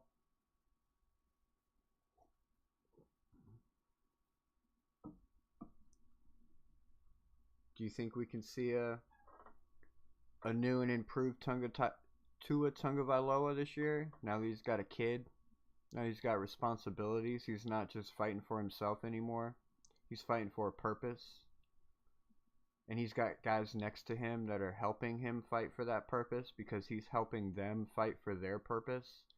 And that's how this team wins. That's how you become a championship team. You heard Jordan Brooks say it. He did the work.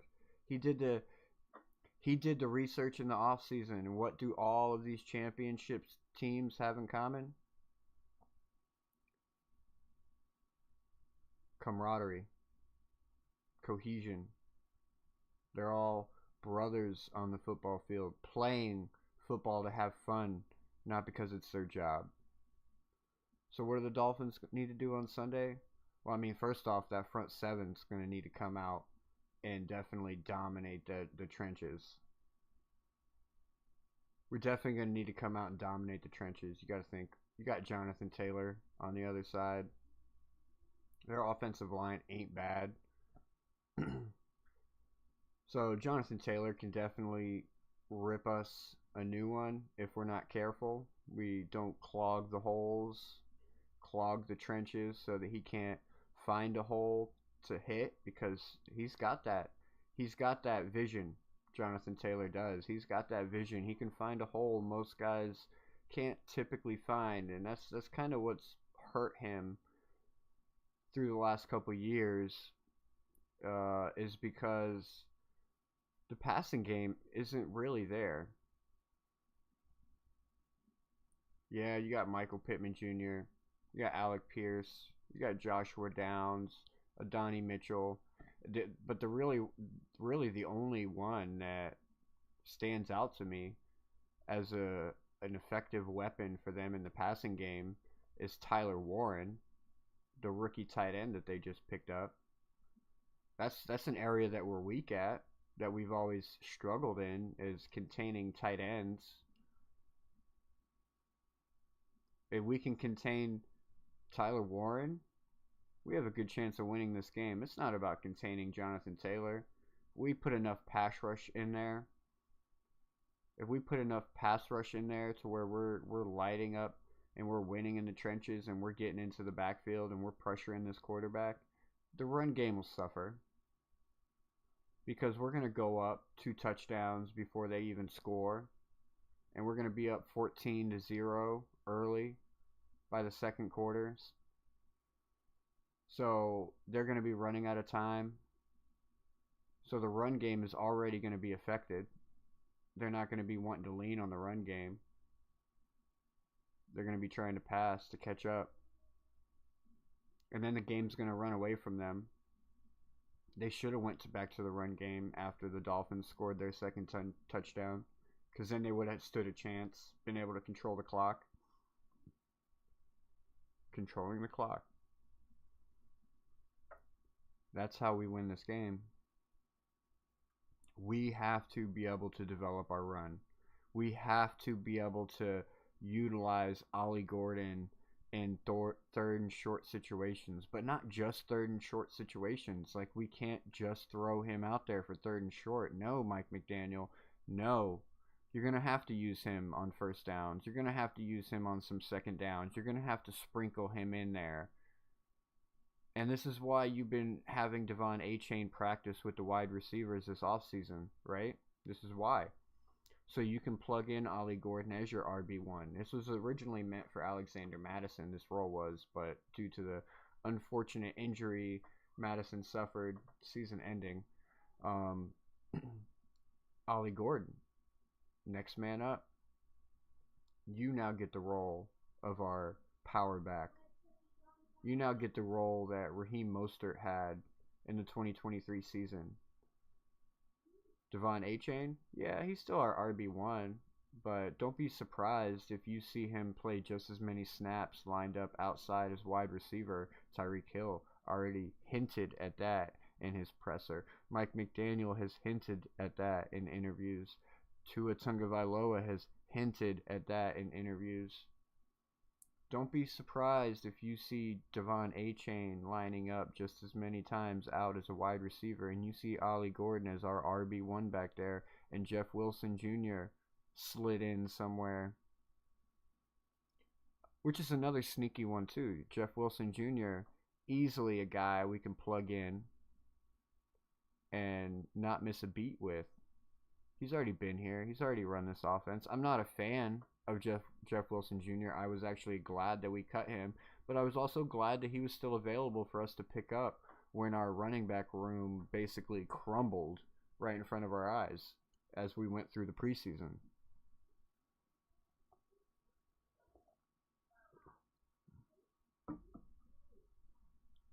How do we win this game? We got to control that line of scrimmage. We got to win in the trenches. Because if we win in the trenches, the passing is not going to matter. Because remember, I just went through the list. You have Michael Pittman Jr., Adonai Mitchell, Joshua Downs, Alec Pierce. Most of those guys didn't even get drafted in your fantasy league. Am I right or am I wrong? Maybe Michael Pittman Jr. was the only one. Maybe somebody picked up Joshua Downs late as a possible sleeper at some point. Maybe somebody picked up Adonai Mitchell hoping that he comes out and has a better year this year. Not with Danny Dimes throwing him the football. I'm sorry. That's why all these receivers didn't get picked up. But you look at the Miami Dolphins roster. Even though there's question marks around Tua, I bet you look at your fantasy league, I bet you somebody has Waddle. Guarantee you somebody has A-Chain, Tyreek Hill. I guarantee you somebody has Ollie Gordon. You know who else I guarantee you somebody has? Darren Waller, even though that's a completely dumb move. You know who else somebody might have? Malik Washington, because he's our clear wide receiver 3. Tyreek Hill, or not Tyreek, but Tua himself has said that he built a lot of chemistry with Malik Washington this offseason, playing with him outside of Dolphins facility, practicing with him outside of the Dolphins facility on their own time. I'm telling you, Miami Dolphins are bought in this year. We start the year 3-0. A lot of people don't believe me. I've been saying it. Third time's a charm, right? Thursday night in Buffalo. Playing Buffalo on a Thursday night. Third time's a charm, ladies and gentlemen. This year's going to be different for the Dolphins.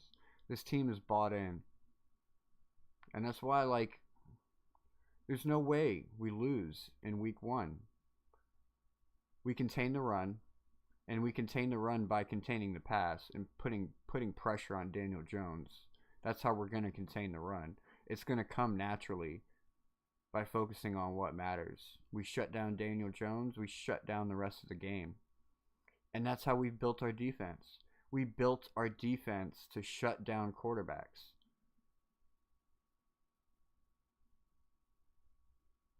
Brian Daboll's. Oh, no, it's not Brian Daboll. Sorry, it's not the Giant. I'm saying Daniel Jones, so I want to keep thinking he's on the Giants still. So we shut down Daniel Jones, and the rest of the game is smooth sailing. Smooth sailing. I guarantee you Daniel Jones turns the ball over. You can go ahead and go into your Hard Rock bet, and you can hit that bet for Daniel Jones to get a turnover. Now, whether it's an interception or a fumble, I don't know, but Daniel Jones is going to have one.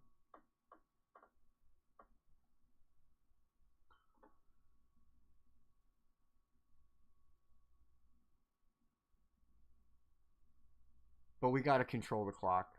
Mike McDaniel has got to really...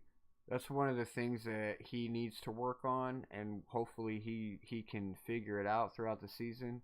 But being able, not only being able to make good calls at the right times, but being able to make the right calls in the right moments. So it's like we're up by 3 points. We have the ball. There's the beginning of the fourth quarter. Can we go down and can we do a 9-minute drive that turns into 7 points. So now we're up 10 points and we leave them with 6 minutes left on the clock.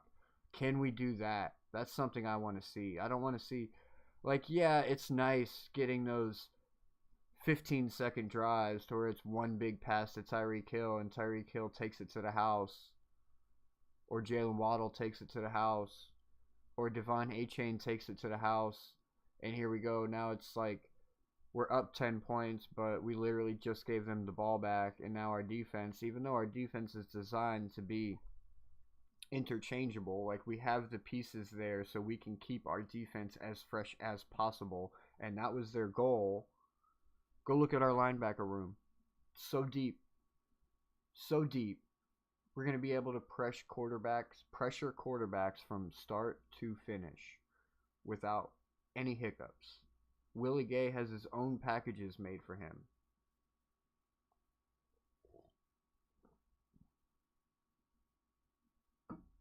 We built a team, we built a defense to pressure these quarterbacks, and you're going to see it.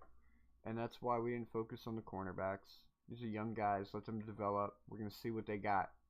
That's what Mike Weaver said. We want to see what they got. We want to develop these young guys. That also leads into the whole financial reset. If we roll with young guys and we can develop young guys, saves us money down the line. Next year, the year after that, we can probably pay Tyreek Hill to go ahead. We get him his 2K yards this year. He wants to retire in Miami now, so now we can pay Tyreek Hill another 3-year deal to go ahead and make sure he retires in Miami. At that point, A-Chain will be up for money talks. Jalen Phillips will be ready for a new money talk, but smart moves. Like I said, but if you're looking at it from the outside looking in, kind of looks like Miami Dolphins are a dumpster fire. Kind of look like Miami Dolphins are going to come out and be the same old Dolphins, right? Same old Dolphins that we've seen time and time again. Time and time again. Coming out here doing the same old things. Not making any changes. Nah, it's not going to be like that this year.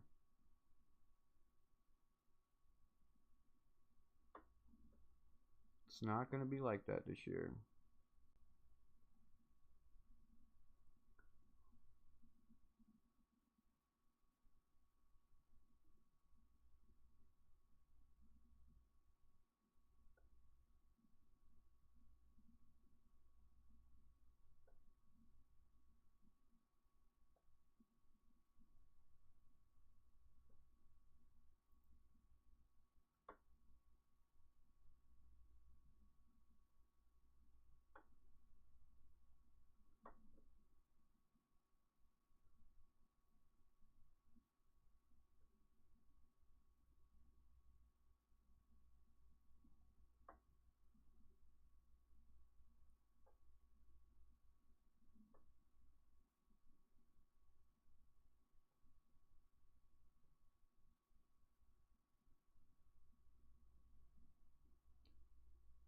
$12 wins easily.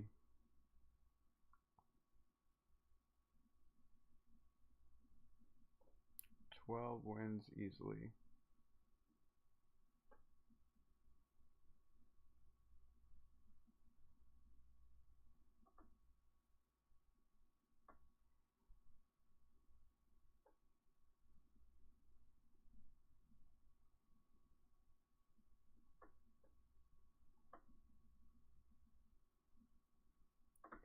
So we got DCC going on.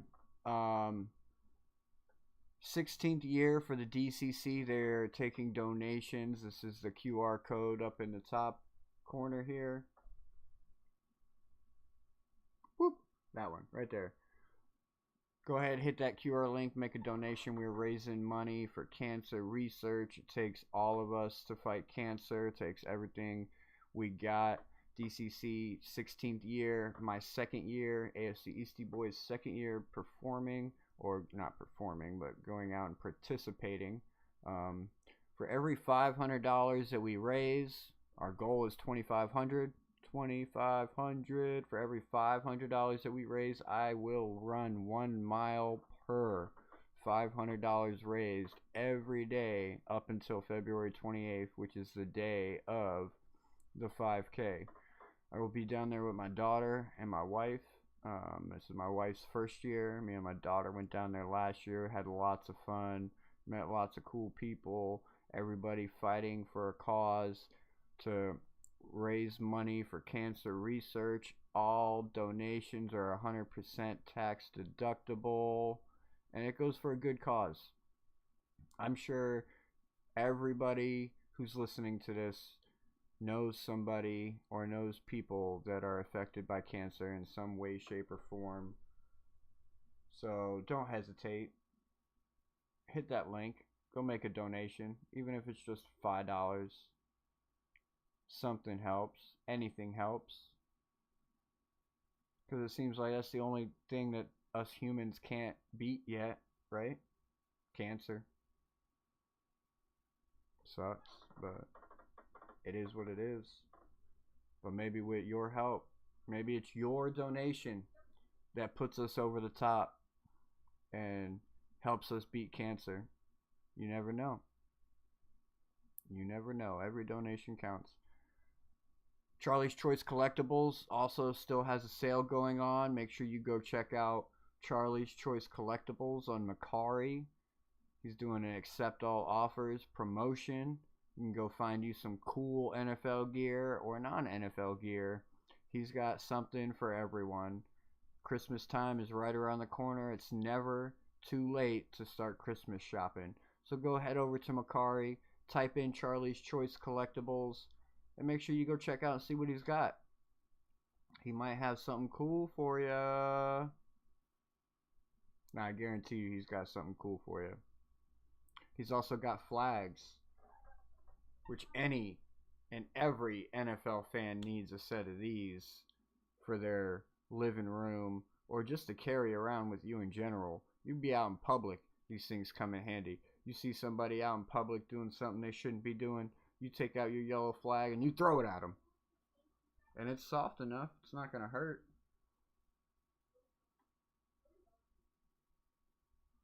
It's not going to hurt. They'll be okay. $15, you can have you a pair. You got a yellow one and a red one. Get you a pair of flags. We also got that giveaway going on. You can't forget about the giveaway. You can't forget about the giveaway. Mike Gesicki photo, signed autograph. His rookie year, he's wearing the number 86. He's hurdling over a dude.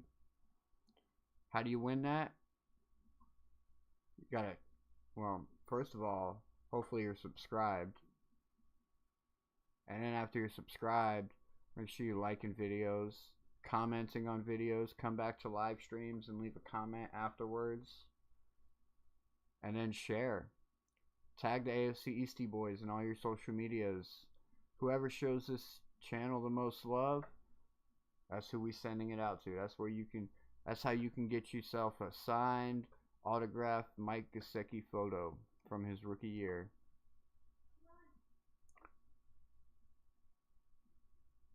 So what did everybody think about the games so far this weekend? We've had Dallas Cowboys and the Philadelphia Eagles. Eagles win that one. So far we're 2-0 in our weekly predictions. Eagles win that one. I think it was a much closer game than it should have been. But Jaylen Carter making the mistake of reacting to Dak Prescott. I don't think he should have got ejected. But at the same time, like, dude, you can't spit on somebody.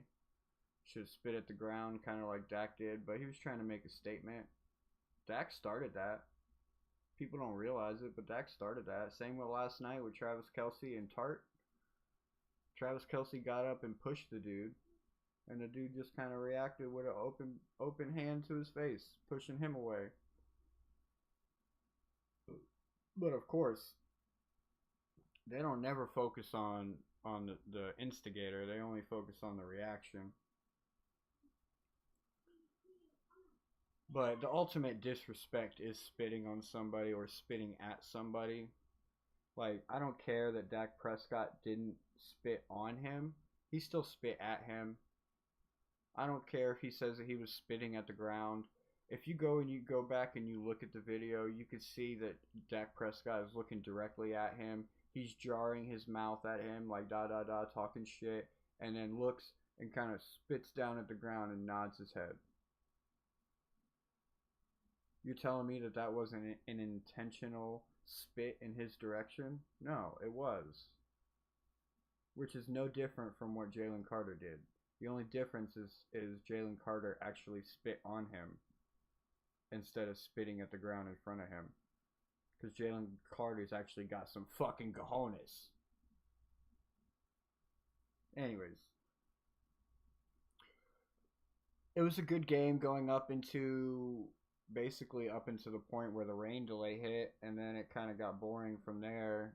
Afterwards, like a whole hour got wasted, and then afterwards they came back and nothing happened from there. It was a snooze fest. CeeDee Lamb dropped 3 big catches that possibly could have won the game for the Dallas Cowboys,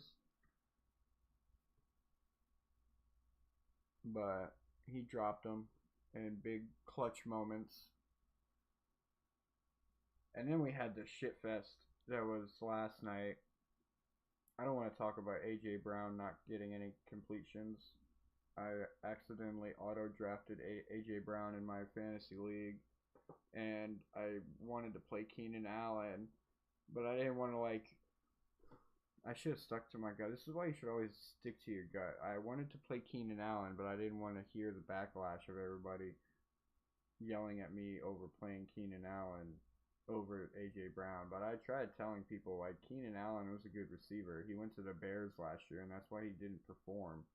But now he's back in LA with Justin Herbert, and you could definitely see that the chemistry between Justin Herbert and Keenan Allen is still there. Man had 7 catches on 10 targets, touchdown, 100 yards. So, if he's on your waiver wire, which most leagues he is on a waiver wire. He's not on our league because I picked him up. I drafted him. I knew he was going to come out and be a solid wide receiver for the Chargers. I was just surprised at how pass heavy the Chargers were this year compared to the last 2 years where they've been more run centric. They've been more run game. But I'm down for it. They looked good yesterday. The Chargers looked really good yesterday. I had a hot take. I didn't put it anywhere early in the off season. I already know that the Chiefs aren't going back to the Super Bowl. I've already stated that a few times. I do not believe that the Chiefs this year are going back to the Super Bowl. And after last night's game, and after I saw how we're not listening to anything. I don't need that no more. After I saw how the Chargers came out and played that game, and they played a dominant game, a physical game against the Kansas City Chiefs, I won't be surprised if they win that division over there. The Chargers. I'm saying the Chargers, not the Chiefs. The Chargers could win that division.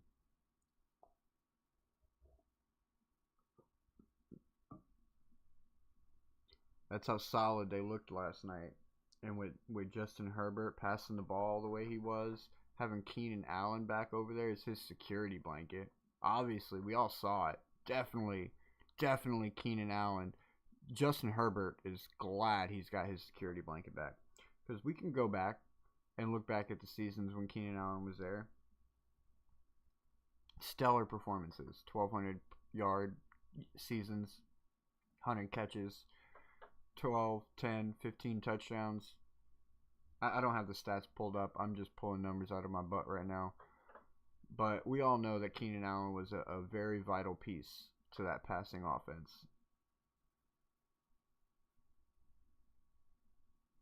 Lad McConkey made a few rookie mistakes. that one where he pushed the fumble out of bounds. I didn't understand that anyways. Like, was he scared to take a hit? Which kind of worries me about that guy. I'm kind of glad I didn't draft him, because that fumble, he hit it out of bounds, which is a penalty. You can't do that. He should have jumped on it. He had plenty of room to be able to jump on it, but getting jumped on it, you're probably going to get hit by a defender.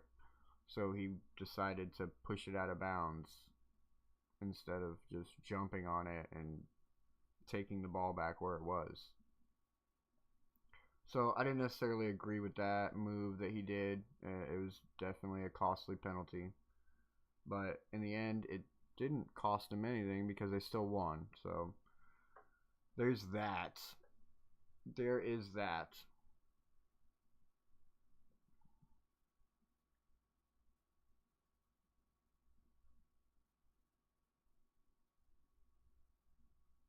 Don't agree with it? That's too bad. Like and subscribe anyways. Like and subscribe anyways. But in all honesty, I'm looking forward to tomorrow. We're gonna be live. Goel's gonna be here. Goel will be here. We're gonna be live. Goel will be here, and we're gonna get crunk because it's a Dolphin game, and it's a Dolphin season opener, week 1 against the Indianapolis Colts. Easy game for the Miami Dolphins to come out here and win. This is an easy schedule for the Miami Dolphins to come out here and play for 17 games, 18 weeks. Easy first 5 games for our rookies and our second-year guys to just get their feet under them again, get their bearings. Come on, opening against the Colts, home opener against the Patriots, who are still developing themselves. New coach over there. After going a year with a one-year coach, after losing a coach that they've had for decades, completely new system and organization over there. We cannot continue. We, as NFL fans, need to understand that this will be 3 years removed from Bill Belichick. This is not going to be the same team, the same defense, the same schemes, the same winning attitude that we've seen out of the Patriots for the last couple decades. It's not going to be the same team. It's completely new. Yeah. Do I have faith in Vrabel? I do.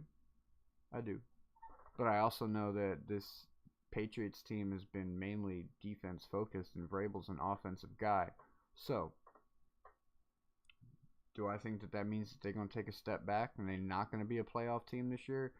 Hell the fuck yes, I do. I think all you Patriot fans that think you guys are going to the playoffs this year, you're a year too early. Next year, maybe. But this year, not happening. Not happening. I say the Jets have a better record than you guys do. Yes, the Jets will have a better record than the Patriots. Week 3, if we all want to be serious with ourselves and honest with ourselves, the Buffalo Bills haven't really beat the Miami Dolphins that badly too many times. It's probably 50-50. Most of the times and when they win, it's by a field goal. And it's because we give it to them. We kill ourselves. We shoot ourselves in the foot. And we give them a field goal. Although last year it was Jordan Poyer.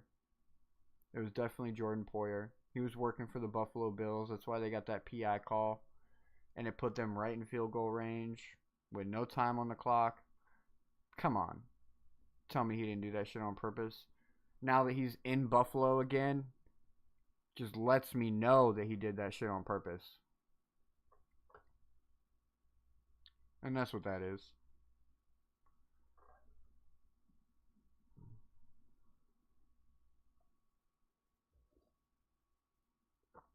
My son's out there acting like a dinosaur right now.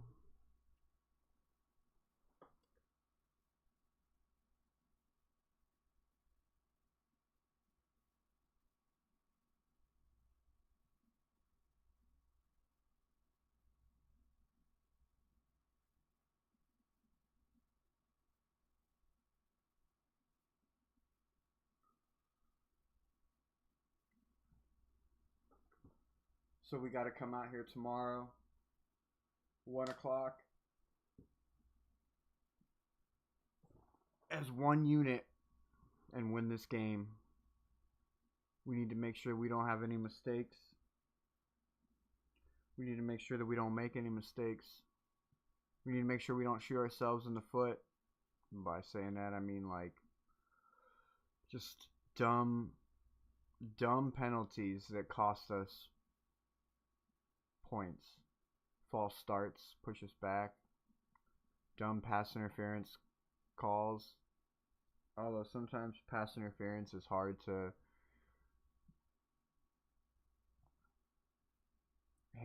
deal with. It's hard to plan to not do, because in the heat of the moment when you're defending a guy, like sometimes the receiver can force a PI call on you. So PI calls, I try and gauge them with a fine tooth comb, or like I try and put them under a fine microscope, because like there are times where a receiver can legit cause a PI call on a defender and make it look like the defender clearly was causing pass interference. But so we got to make sure we don't have a lot of penalties, man. We got to clean up our penalties. We got to make sure we don't have many false starts, delay games, get those plays in, and just execute. Execute the fundamentals and the techniques that you've been working on all offseason. Go out there and show the world who you are. Show them how you are a whole cohesive unit full of brothers fighting to achieve one goal. Not a bunch of guys out there on a football field playing a game for a paycheck. No. It's not how you win championships. And we've heard it. We just listened to it through the Under the Sun video. Pointed out many pressers, player interviews where they've been saying it all off season. Chris Greer, Mike McDaniel, going into the 2025 off season after the 2024 season ended. Last team meeting of the season, going into off season. Setting standards, holding people accountable, the players buying in and doubling down by saying it multiple times throughout the off season. And that's what tells me like this is for real. Like I've been hearing the same things all off season. Usually when somebody's lying to you, the story kind of changes a little bit once they start telling it a few times, you know, like just small nuances will change here and there. You're not seeing that. At least I'm not seeing that. And if there is, somebody please show me, because I'm not seeing that. What I'm seeing is the same thing being said over and over and over and over and over again by multiple different people in this organization, players, coaches, GM, all alike, all one mind, saying the same thing. Because Mike McDaniel, I'm telling you, if the NFL was scripted, Mike McDaniel is the motherfucking director, and he's been working on a product, and the 2025 season is his final product. All right, quiet on set and action.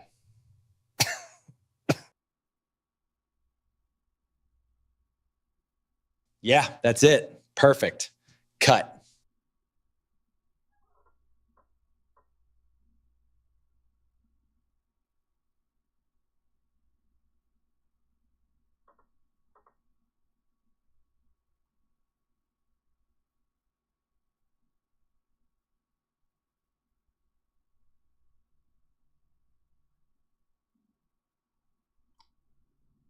Waffles doesn't know it, but I'm about to run through their schedule real quick and give them their wins and losses.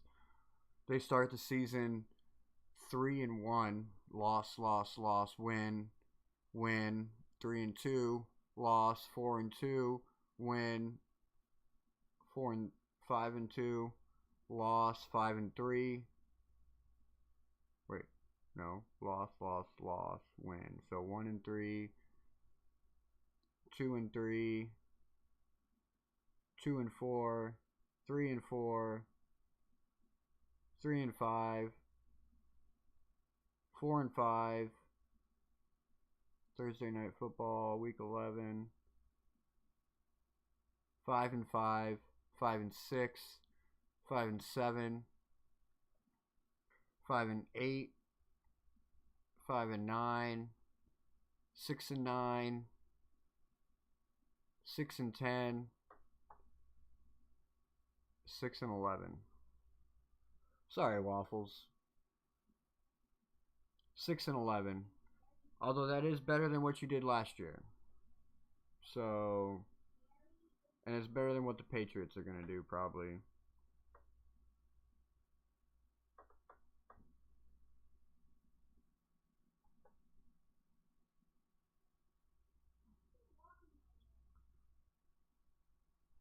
We're almost there. I'm kind of just trying to wait. Until we get to that 24-hour mark. I'm just stalling until we get to that 24-hour mark. Because in 24 hours, the Miami Dolphins officially kick off for the 2025 season. And we're going to be in Indianapolis. We're going to be playing the Indianapolis Colts. And we're going to trot out on there onto that field. And we're going to win that game. We're going to play to win. We coming to win. And if you don't believe it, don't agree with it, that's too bad. Like and subscribe anyways. Like and subscribe anyways. Like and subscribe anyways. And don't forget, share. And then come back afterwards and leave a comment. Help us keep this channel in the algorithm. Help us grow the channel. We're going to be here live for you guys to cover the game tomorrow, 1 p.m. It's going to be fun. We're going to have lots of fun. Goel's going to show up. We're going to be covering all of the games. Mostly, we'll be doing live play-by-play and reaction on the Dolphins-Colts game, but we will still have all of the other games up and available for you to check out and keep an eye on. I love when I have multiple games to watch and commentate on. It's going to be fun tomorrow. You're not going to want to miss it. You're going to want to make sure that you have your snacks and your drink and your cooler next to you. So you just got to kick your feet up, turn your volume on your TV down, and turn the volume on your YouTube up. Because we're going to get crunk. Trust me. The left, the right motions, all the calls, all the play-by-plays. Them announcers ain't got nothing on me. They ain't got nothing on me.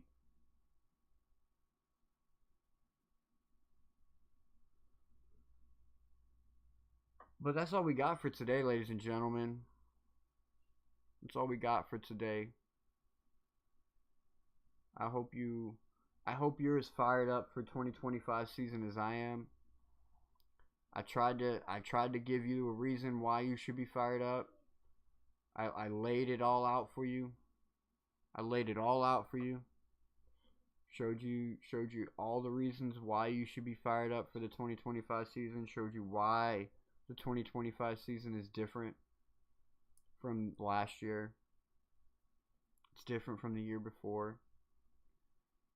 And the Miami Dolphins are not going to go into the 2026 season having a 26-year playoff win drought. It's not going to happen. I laid it all out for you. If you're just now tuning in, you haven't had the chance to sit here and watch it, and you're a Dolphin fan, I do suggest going back and watching it. I explain why you should be excited for this year. We have a good team. We have a winning team. We have a team that can go to the Super Bowl. But it's up to them. It's now up to them to do it. So don't forget, smash that like and subscribe. Make sure you share with a friend. We got the giveaway going on. We got DCC Dolphins Cancer Challenge going on as well. This QR code up here. Make sure you go and smash that and donate what you can to the cancer research. We're doing our own little incentive for every $500 we raise. AFC Eastie Boys. I personally will run a mile for every $500 we raise every day up until February 28th when the DCC 5K kicks off. So let's go. Let's go. Smash that link. Go make a donation. Get us on the roll. I'm sure y'all want to see me running miles and miles and miles every day trying to raise money for cancer research. Charlie's Choice Collectibles, of course, you can always head over on Macari. Hit the Macari link. Head over there. Check out Charlie's Choice Collectibles and find you all kinds of goodies. He's got a deal going on right now. You mentioned AFC Eastie Boys. He'll accept your offer. He's got a deal going on right now. He's accepting all offers. So make sure you head over there. You check out his shop. See what he's got for you. Because he's got all kinds of goodies. For football fans and non-football fans alike. Penalty flags. Definitely got to go get your penalty flags. If you don't go get anything, at least go get you a pair of penalty flags. Comes with a yellow one and a red one. You can throw it at your TV. You can throw it at your kids. You can throw it at your wife. Throw it at your husband. Doesn't matter. If they're pissing you off and they do something you don't like, you call a flag on their ass. You can carry them around. They're small. They can fit in your pocket. You can literally carry them around all season long. You see something out in public you don't like, challenge that shit. Boom! Hit them right in the forehead. Boop! With a red challenge flag. I ain't even going to be mad at you. It's so soft. It's just going to bounce right off. And it's just going to be like a funny moment. They might get mad. I don't know. Some random person in public gets hit with a red ball. They might get mad. But then again, if you put a smile on your face while you're doing it, it's all about your interaction. Your interaction always determines the reaction. Remember that. So put a smile on your face. Be happy. The Dolphins are going to win this year.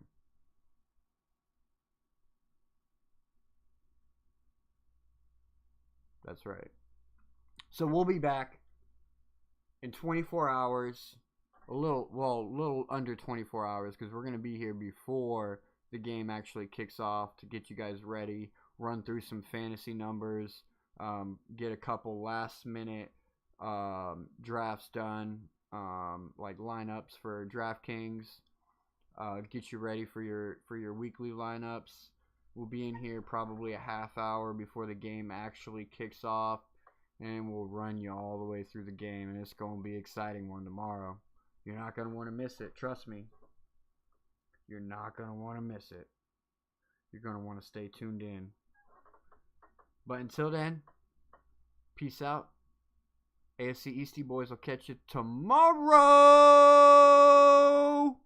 Peace.